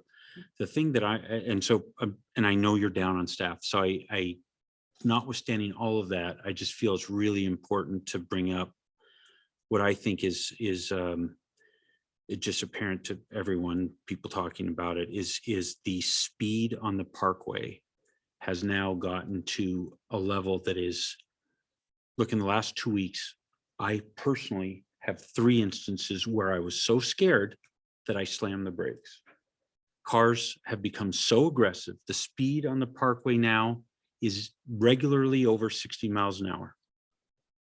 You have some cars like me trying to go near the speed limit, and then you have these cars, at least half the cars, zooming in and out of traffic, 60 miles an hour, cutting people off.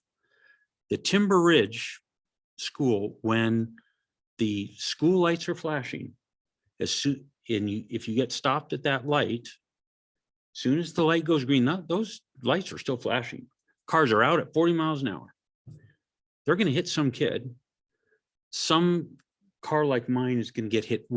I believe we have, and it has been so long since Chief Phipps' team has had the ability to really get out and be seen out there, to be seen to be enforcing, right?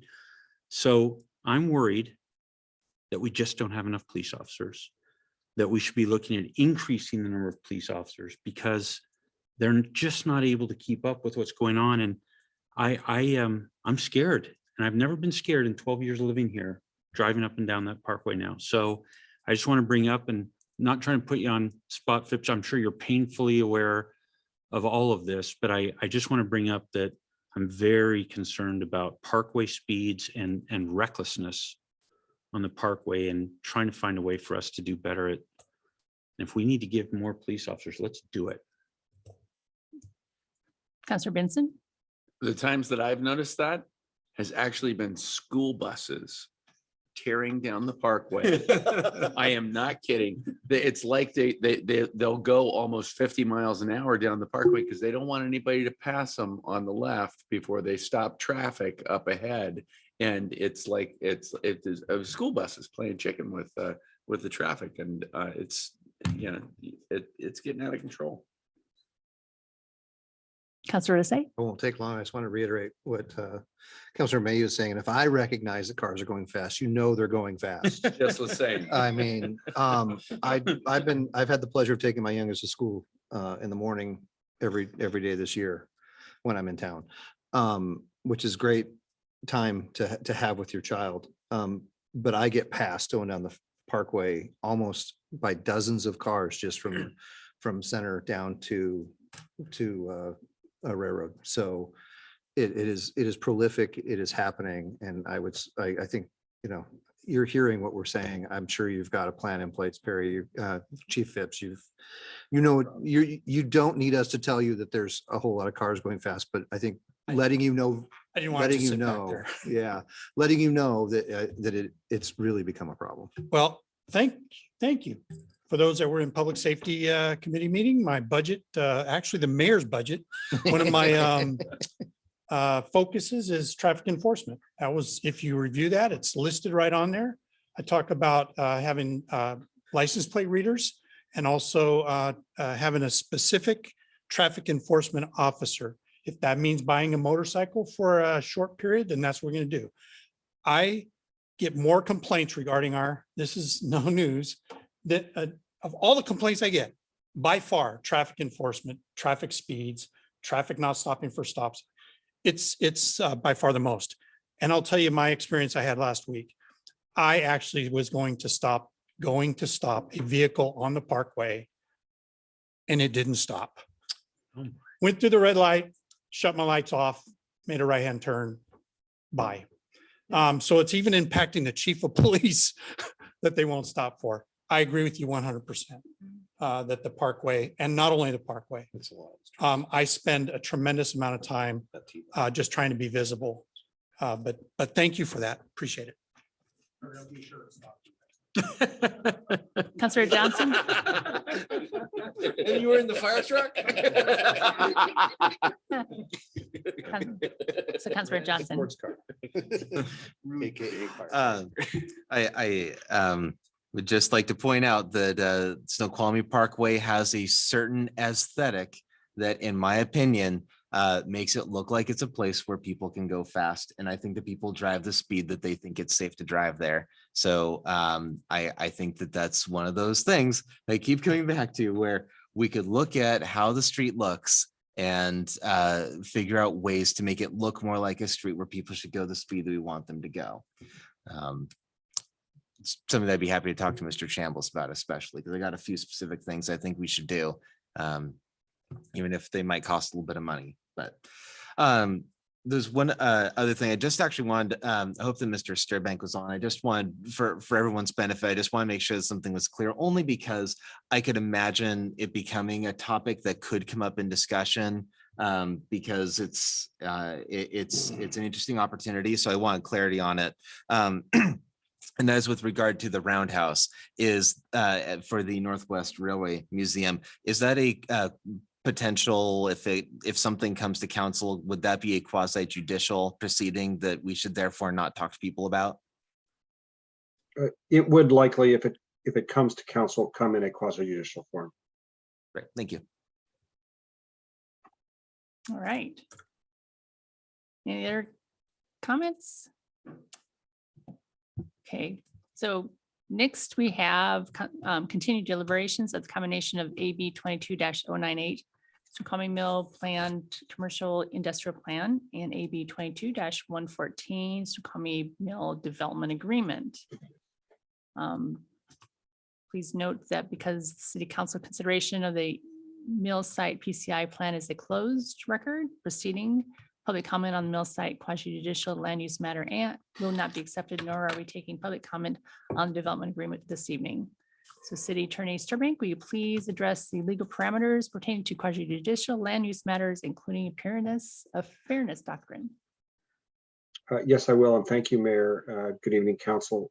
Again, as with past meetings, I'll take a few moments to just ask council members some brief questions to update the polling that we've done at the start of each of the meetings pertaining to the mill site. The first set will ask you generally, since the last meeting, has there been any change in your relationship, if any, or potential relationships with either Snoqualmie Mill Ventures, anyone associated with Snoqualmie Mill Ventures, or the opponents of the project, Snoqualmie Community Action Network? And if there's been no change since the last time you've asked these, you can simply indicate no change. Councilmember Benson, No, Councilmember Watton, no change. Councilmember Holloway, No change. Mayor Pro Tem Mayhew, No change. Councilmember Lassay, No change. Councilmember Christensen, No change. and Councilmember Johnson. No change. All right, thank you. And do you believe that you can decide the matter fairly and impartially? Councilmember Benson, Yes. and Councilmember Watton, Yes. Councilmember Holloway, Yes. Mayor Pro Tem Mayhew, Yes. Councilmember Lassay, Yes. Councilmember Christensen, Yes. and Councilmember Johnson. Yes.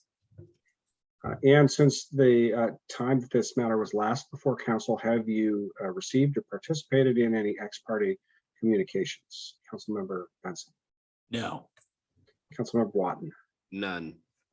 Councilmember Holloway, No. Mayor Pro Tem Mayhew, No. Councilmember Lassay, No. Councilmember Christensen. Yes. Can you please elaborate? Yeah, so I attended the SVGA public meeting, and at the point in the meeting when the city administrator started discussing the project, I just quickly hopped off Zoom. I heard nothing of substance, and it will have absolutely no bearing on my ability to decide this matter fairly. All right, thank you very much. Councilmember Johnson. I'm sorry. Can you restate the question one more time? I can't Sure. remember if I'm supposed to say yes or no. Since the last council meeting at which the mill site matter was considered, have you received or participated in any ex parte communications related to the project? No. All right, thank you. Mayor, back to you. Thank you. Thank you, City Attorney Sturbank. So council, before we start deliberations, is there a desire to hold a closed session regarding the quasi judicial land use matter? So Yes. Yes. I'm seeing lots of nods. Yes. Yes. Seeing no objection? No, I Make a object. motion. Like, They Make a object? motion Okay. Someone. So who's making the motion? Councilor Rotten, who seconded it? I'll second it. Councilor Vincent. Any discussion?